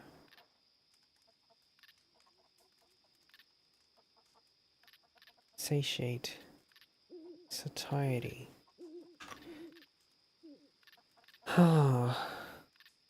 We are taught to cherish only the temporary feelings of satiety that repeated binging upon our appetites can ensure. Yet this is not liberty. We are not free merely to choose a poison. You're getting nowhere fast, my boy.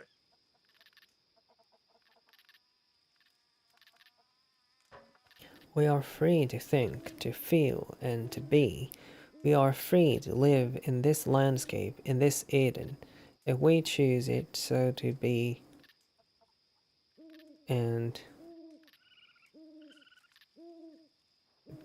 live free from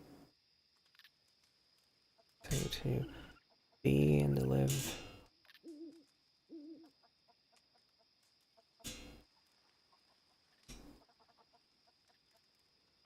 free from these unceasing desires. The very things that have plagued European man since the Enlightenment. The great sea of desires that leads to all of mankind's assorted folly. Are you okay there, Arthur?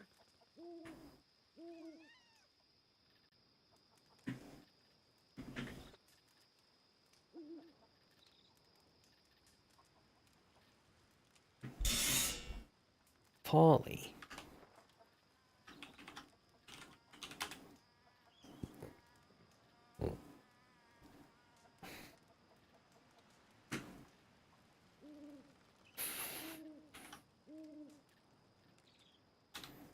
Folly.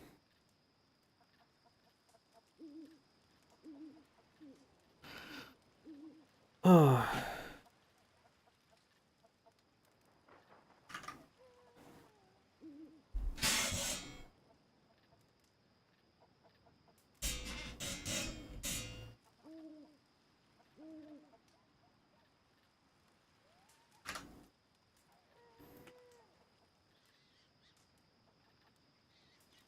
Are you okay there, Arthur?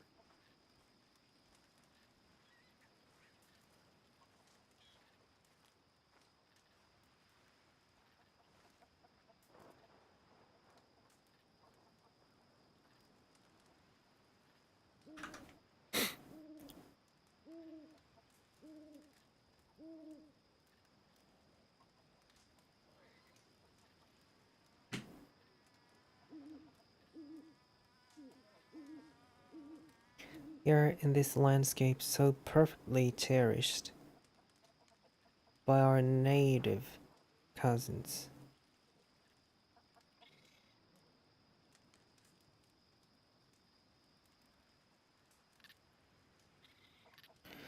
They, and all those who value it are free to worship at God's truest altar,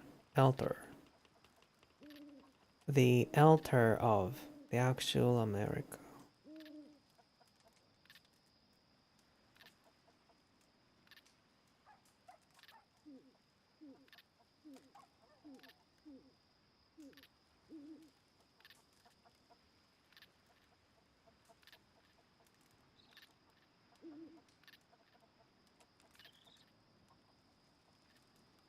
The soil, rock, and trees that make this vast and perfect place so perfect, yet we spoil it with European delusions.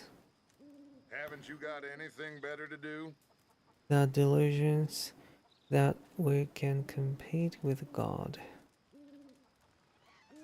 that our built environment can transcend His,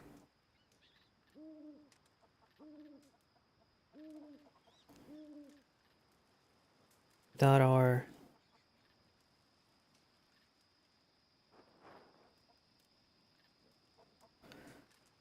factories in the squalid conditions.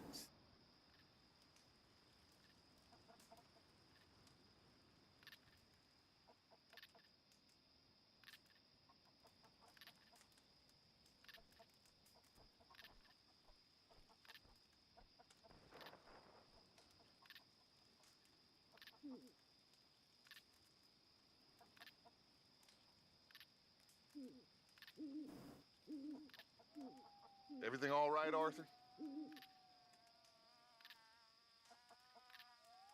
Squalid.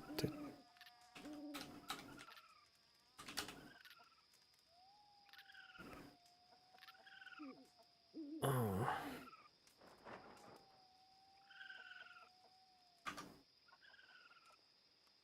That are factories in the squalid conditions.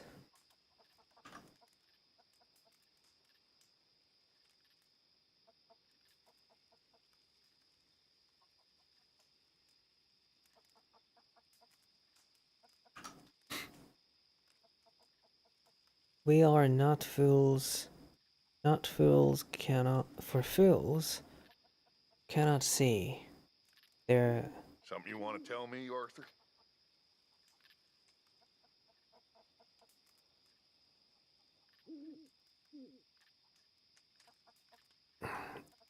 Idiocy.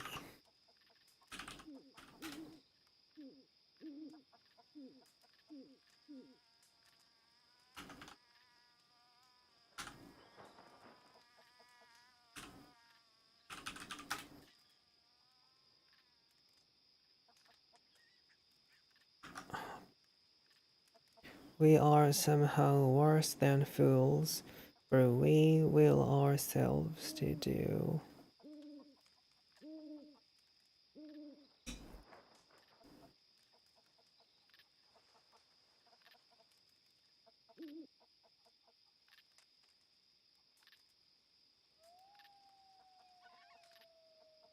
Things of such profound stupidity Are you okay there, Arthur?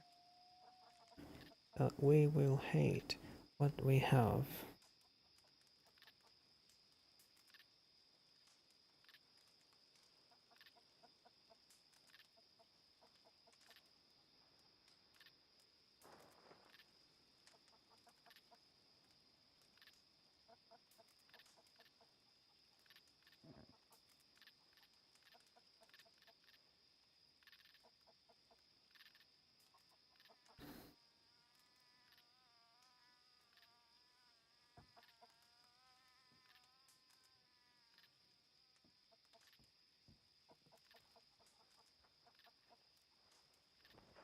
Who likes a factory which man's soul was ever lifted up by Everything all right?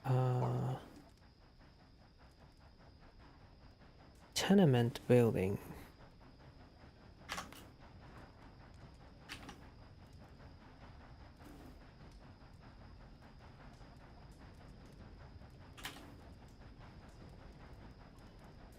Hmm.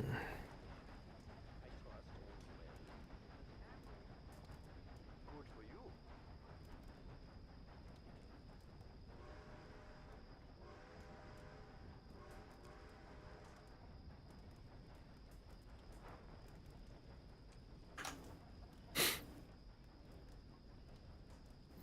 Who enjoys seeing working men reduced to wretches and You're getting nowhere their fast, my boy. wives and children treated not as cherished members of a family but as an awful burden?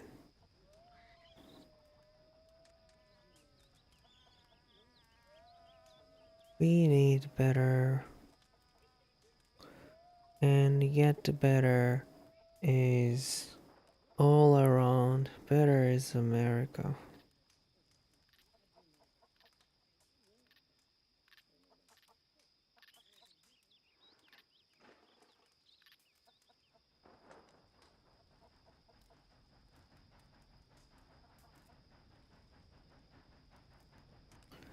By attempting to transform it into a pure impersonation. Is there something you need, Arthur?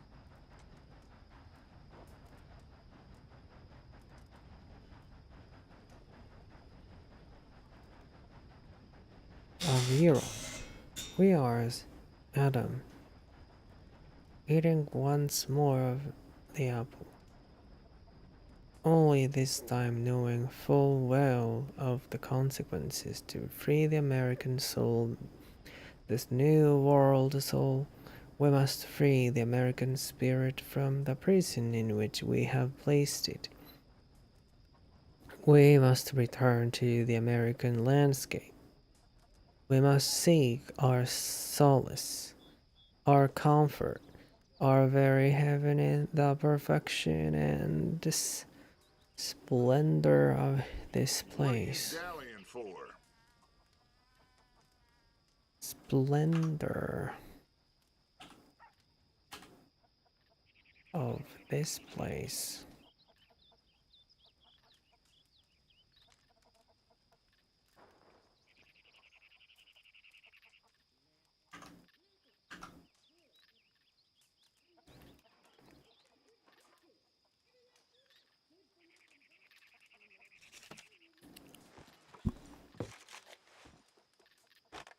Could I get some privacy here, please? So, how is everything?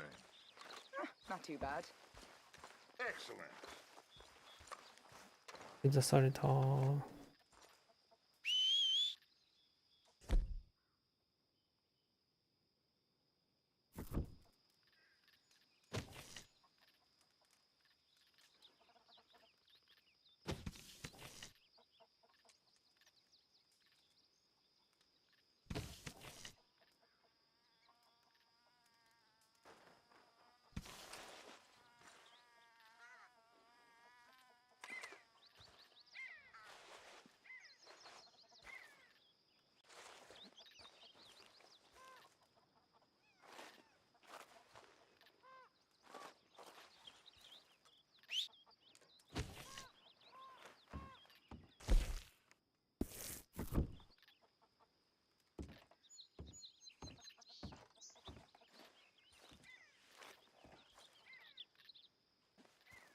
You'll work it out, Dutch. You always do. Hello. Oh.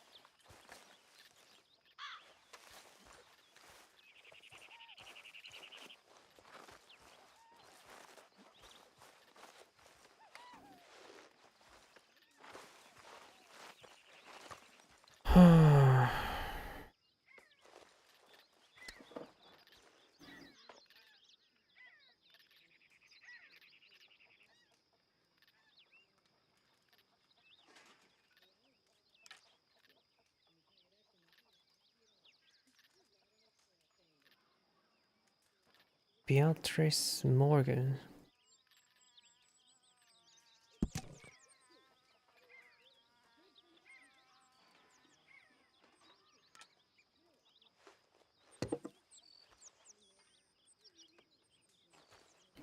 Rambles through woods and plains.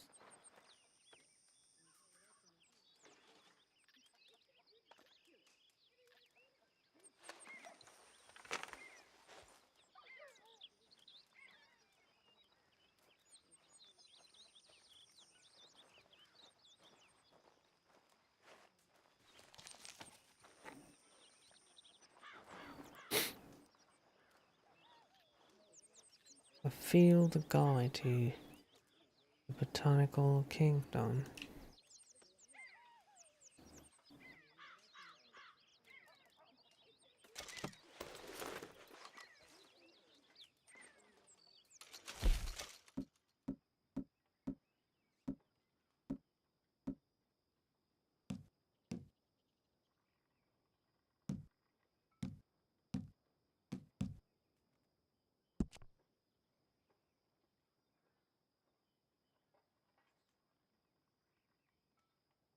By Joseph Parsons.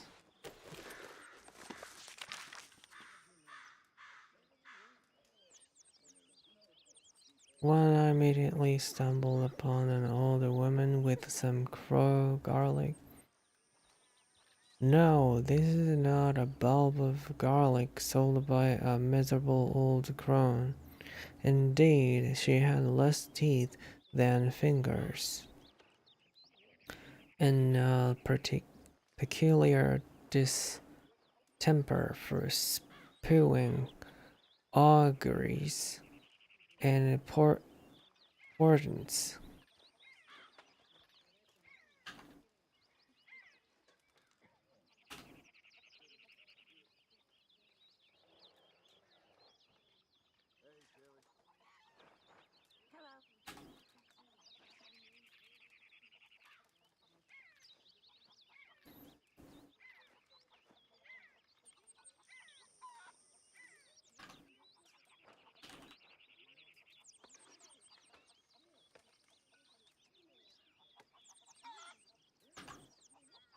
It is a lovely perennial that is a wild onion rather than garlic.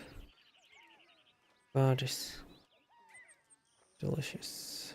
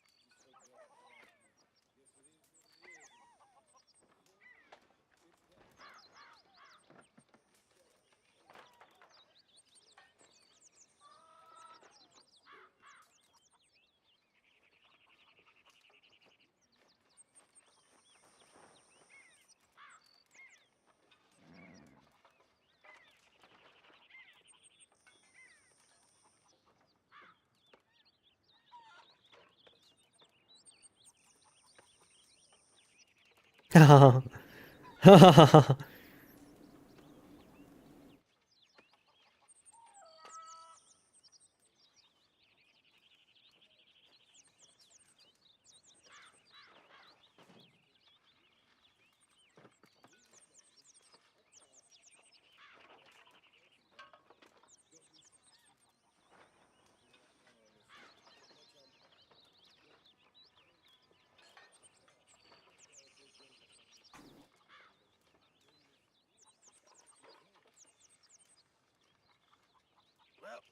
I'll be cooked myself if I don't move.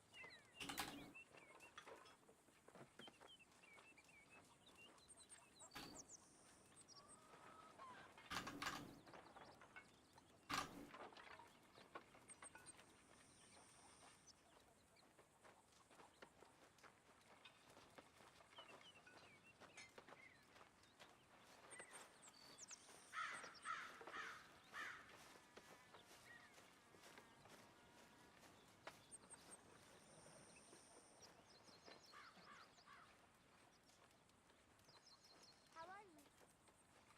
I'm alright. I bet you're happy.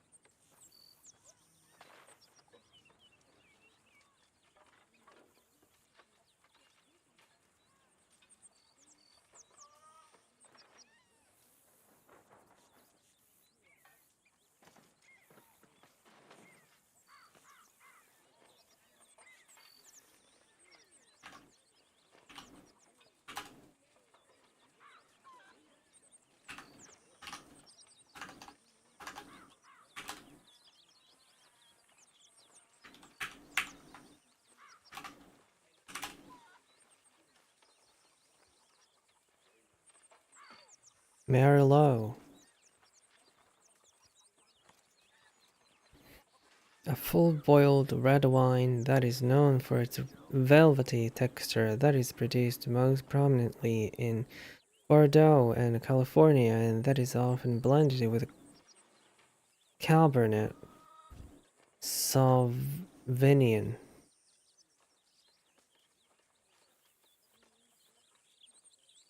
Cabernet Sauvignon.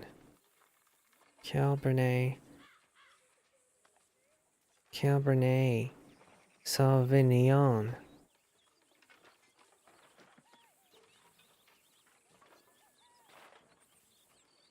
Merlot.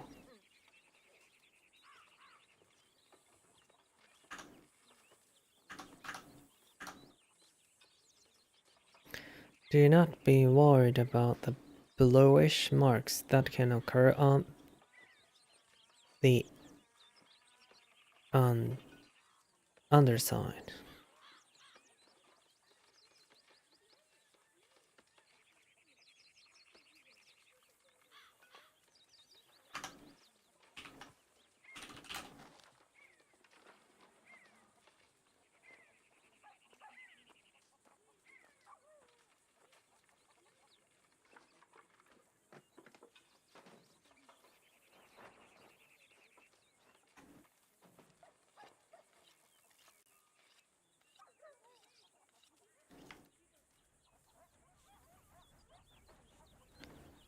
Macro Liperoprosia.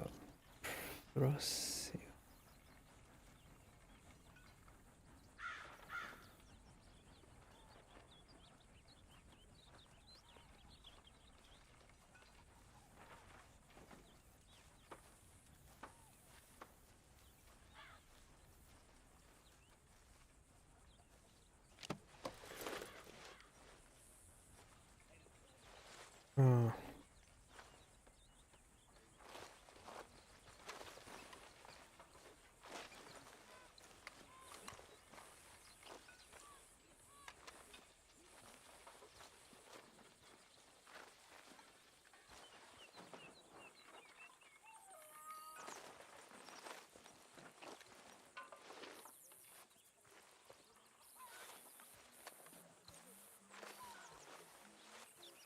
No slacking, Miss Jackson. Hey.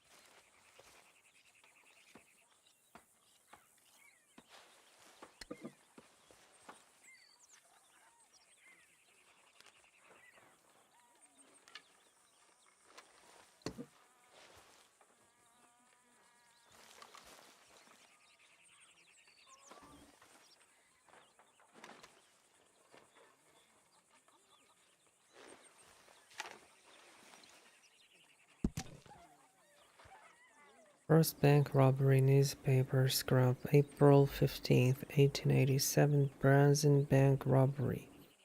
3 men sought. Major T.J. Belford has been a cashier at the banking house of Lee and Hoyt for a number of years, but nothing prepared him for what transpired last week. It was about 2 o'clock. 3 men, strangers to me, came through the door and walked up to the counter. One of them, the eldest of the 3, was a fine talker and engaged me in conversation. Suddenly, the largest, a big, sullen young man, brandished a firearm and held it up to my face. "Throw up your hands," the third one said. "You appear to be the boss." The other 2 repeated the order with an oath, and the leader said, "My fine patriotic friends and I are going to relieve you of that gold and introduce a few folks to the benefits of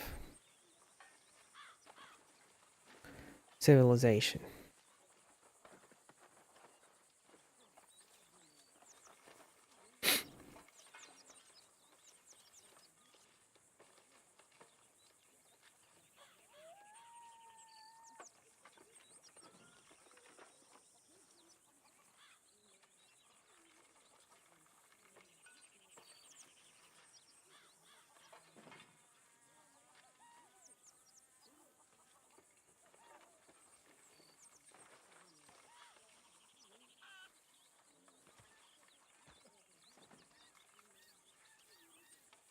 They came around the corner and grabbed some sacks which contained $5,000 in gold.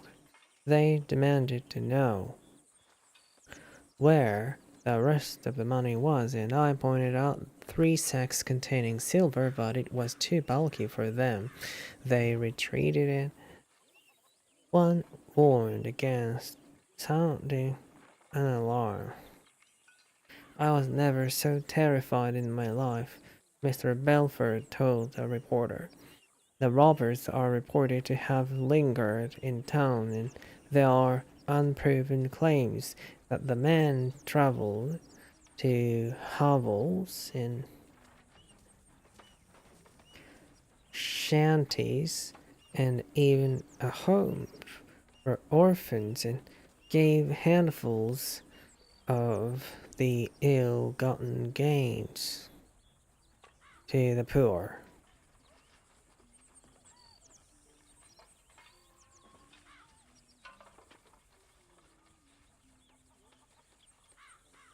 Hovels and shanties.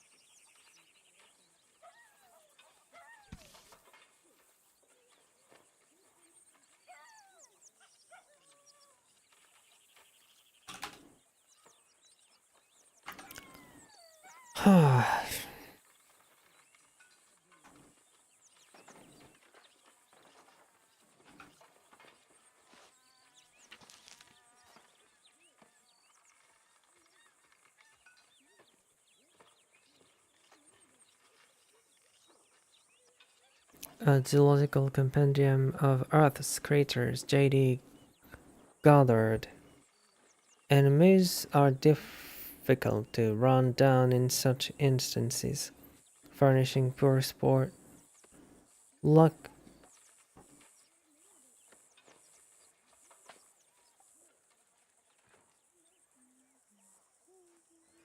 not only down,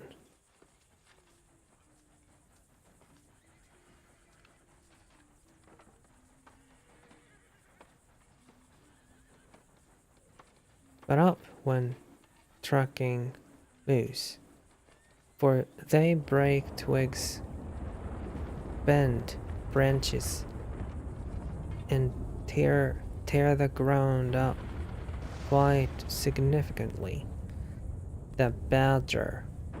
Many a man who nearly broke his neck or leg has cursed this animal, for in its pursuit of prey, it takes to digging holes.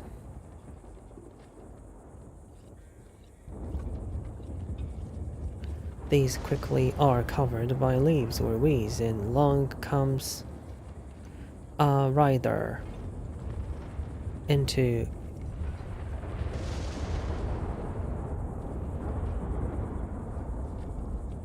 a death trap.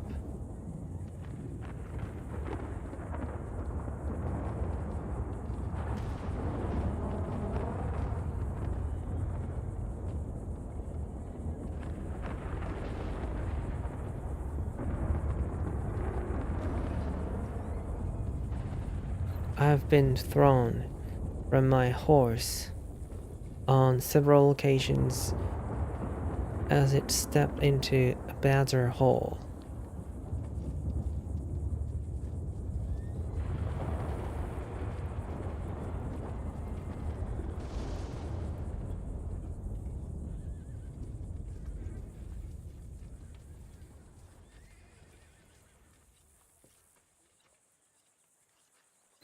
I got up, covered in dust, cursed to the heavens,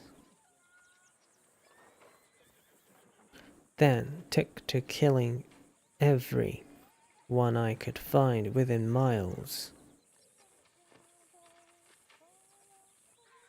wiping out an entire species of which I feel only lingering regret.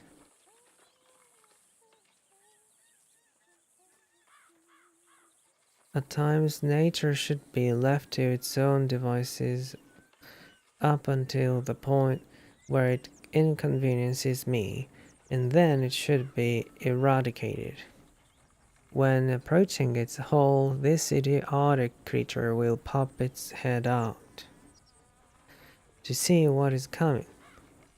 Place a shot between the eyes, take the fur, and throw the rest in the stew pot. The skunk, those who raise game birds or chickens are likely to hate the skunk for marauding about hen houses.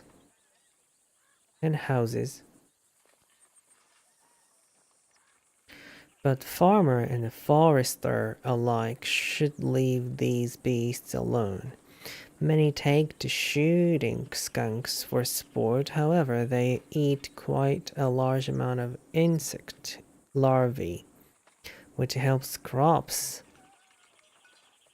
and prevents infestation of moths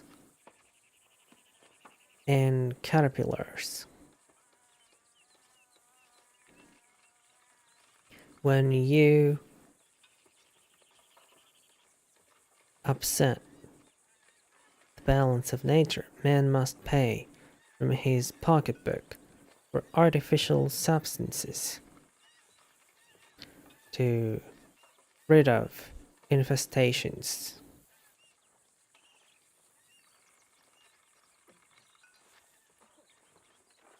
When you could have left well enough alone. When you could have left well enough alone. A note on animals, water, and debilitation.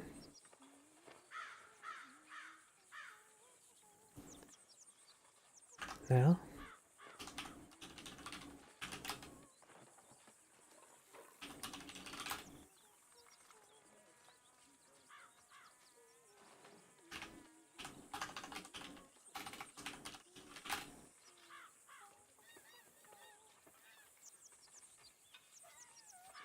debilitate.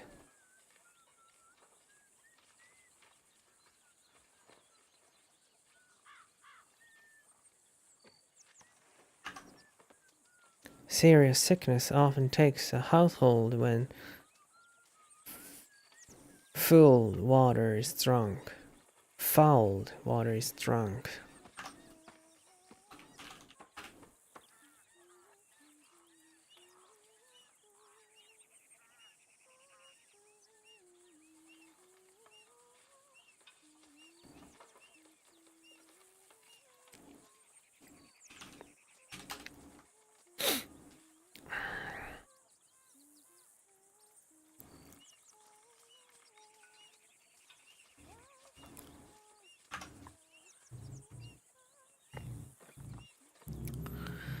This can debilitate a man from hunting or farming, and instead he is resigned to the outhouse while his spouse looks on in mournful derision and pity.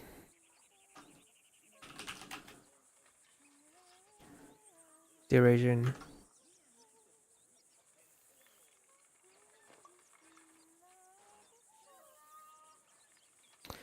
As he neither places her in the bedroom nor provides ingredients for bread for the supper table. Creatures are thirsty too and will fall into your well, spreading disease before it is discovered. Obtain a cask and layer small pebbles.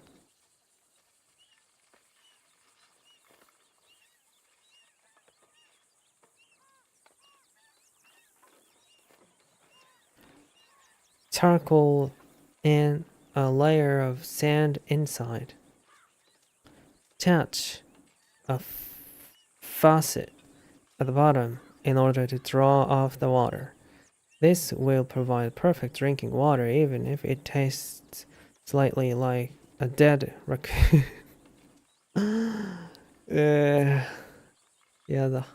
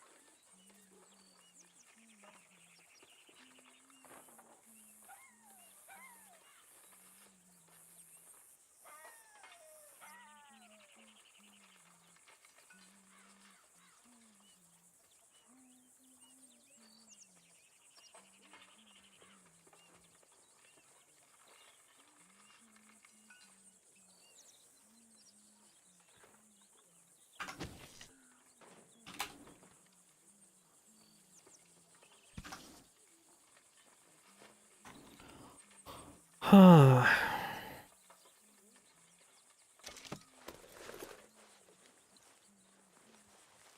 これは取れないの。返さないといけないのか。返さなきゃいけないものと取れるものの違いは何ですかね。なんか写真が。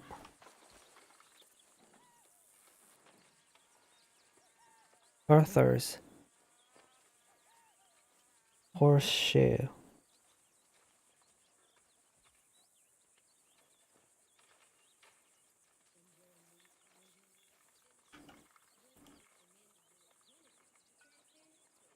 Arthur's father.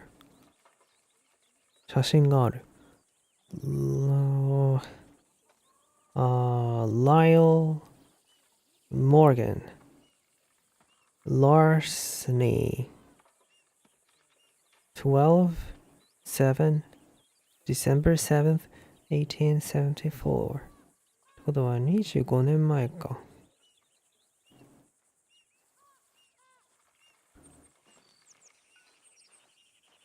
Arthur's dog. Jose Dutch Arthur.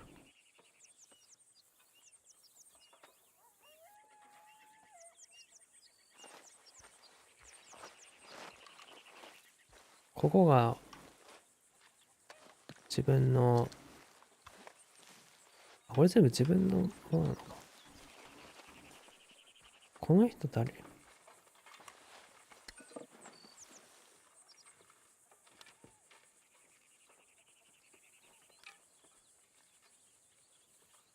誰やこれ？これ母親かな？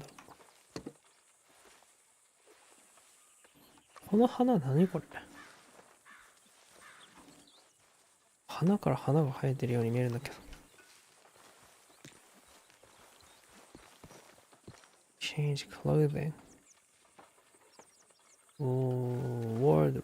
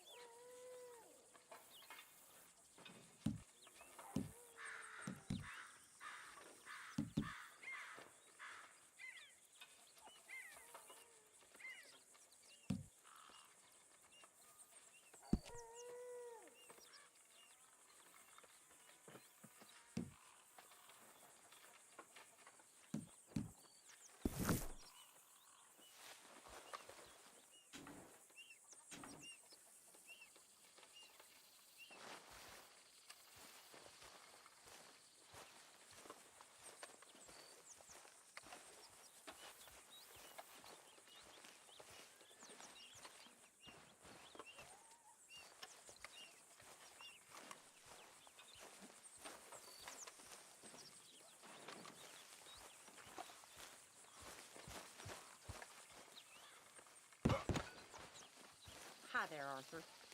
Are you well, Mr. Morgan? Well, I'm alive, Miss Grimshaw. These girls, Mr. Morgan, they're driving me to despair. Why? No gratitude. And no manners. Manners. This younger generation, it saddens me. The world is ruined. Anyway, I won't disturb you. Ain't nobody care.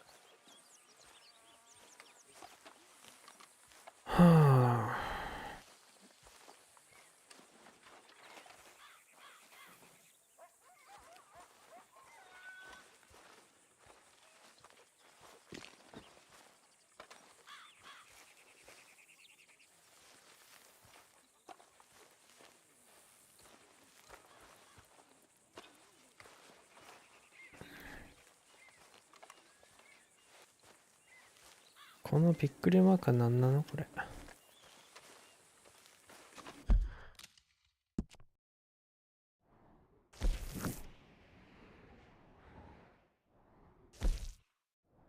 Ammunition.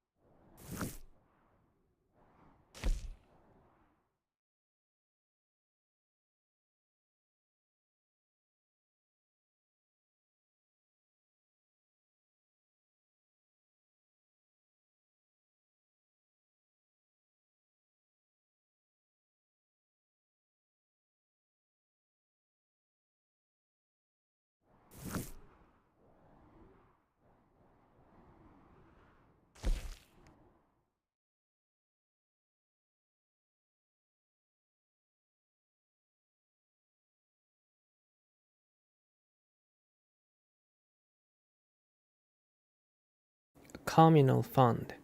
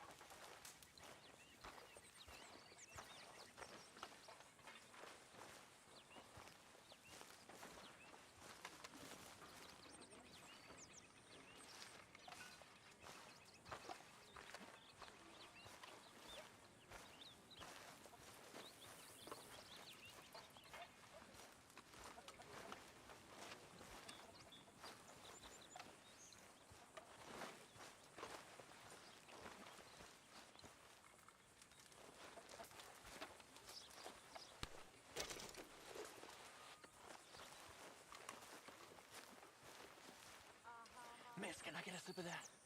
Come on, please, just one sip. All right, here, make it quick.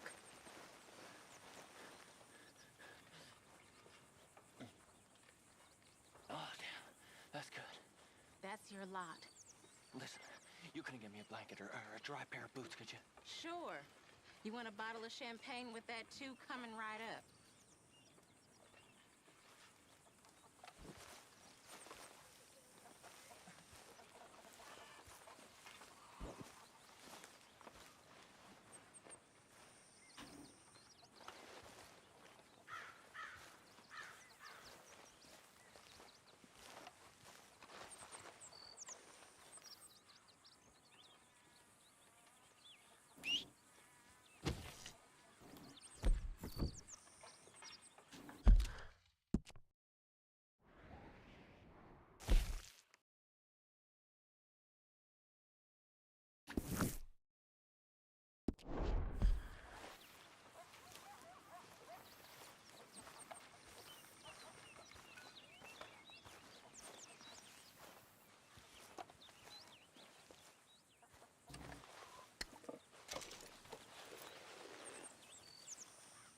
Mr. Morgan, can I ask you a favor, if it's convenient, I mean? Sure. If you're out on your adventures and you see any herbs for seasoning, would you mind grabbing them for me? Seasoning? Yes. Don't tell Mr. Pearson. Okay. Oh. I'll see what I can do.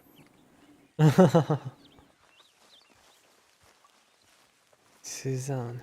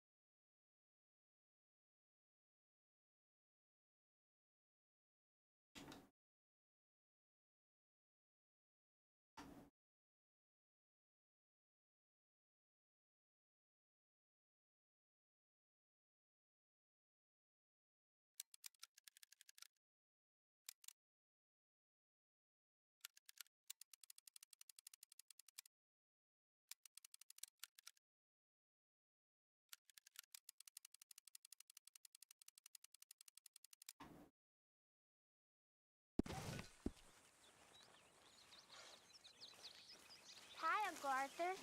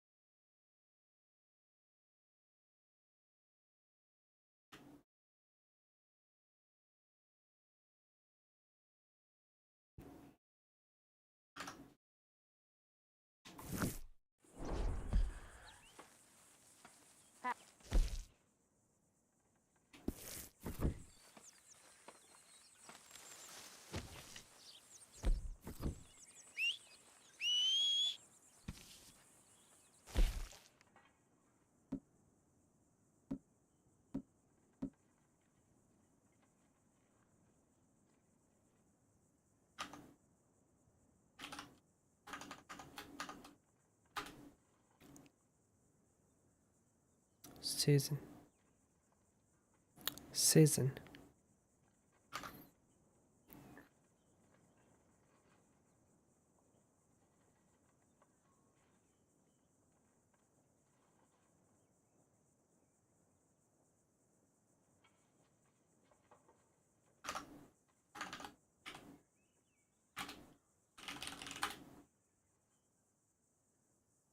Oregano.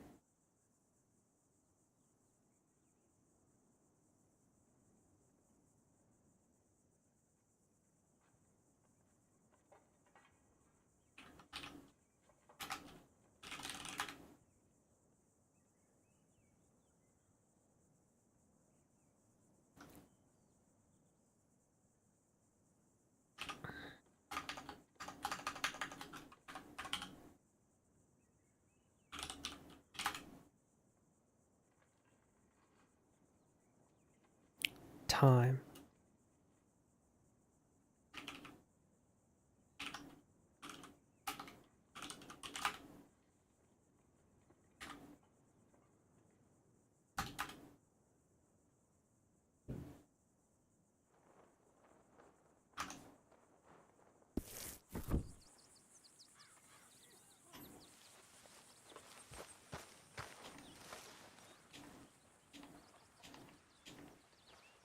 Mr. Morgan! Mr. Morgan. Mr. Pierce? Pierce. Quite a country. Quite a country. You know, sometimes I'm glad I left the Navy. Too many men. Too many men. This world? Far more genteel, huh? I never figured running in a bunch of outlaws would be the genteel option. Well, I've seen things, sir.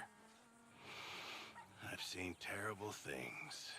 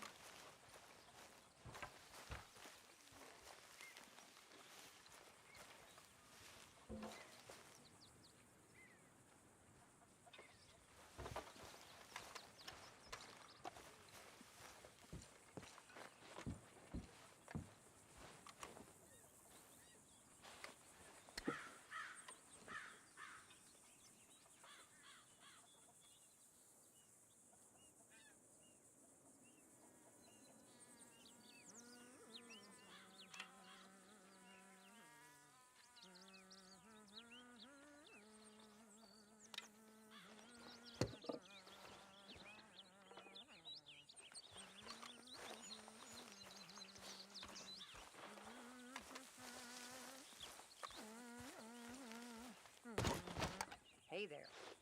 Hey there.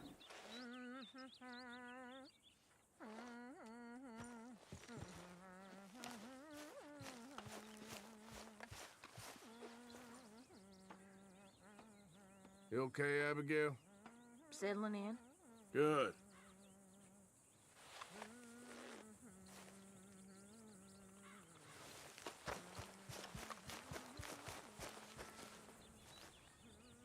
Are we millionaires yet, Mr. Strauss? How are you, Mr. Morgan?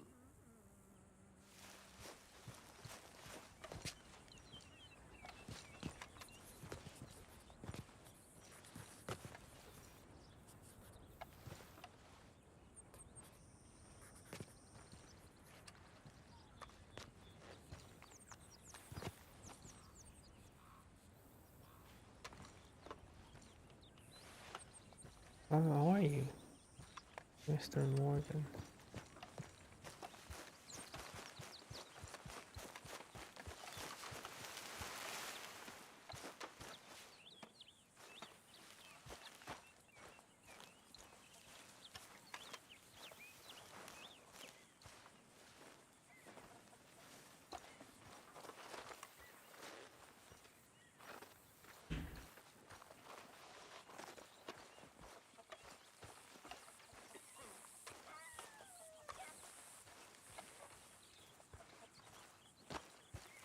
I mean, there must be enough for me to have a couple of bites. Don't mess with me, please.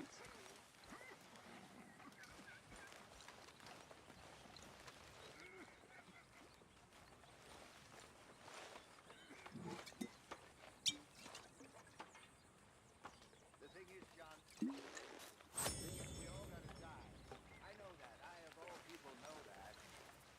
Excuse me? We all gotta die. No. You got the chance to live. Come on, I'm so hungry. Not just to live for love. I got no goddamn clue what you're on about, Hosea. What do you think of your new home? Let me go now, please. No can do.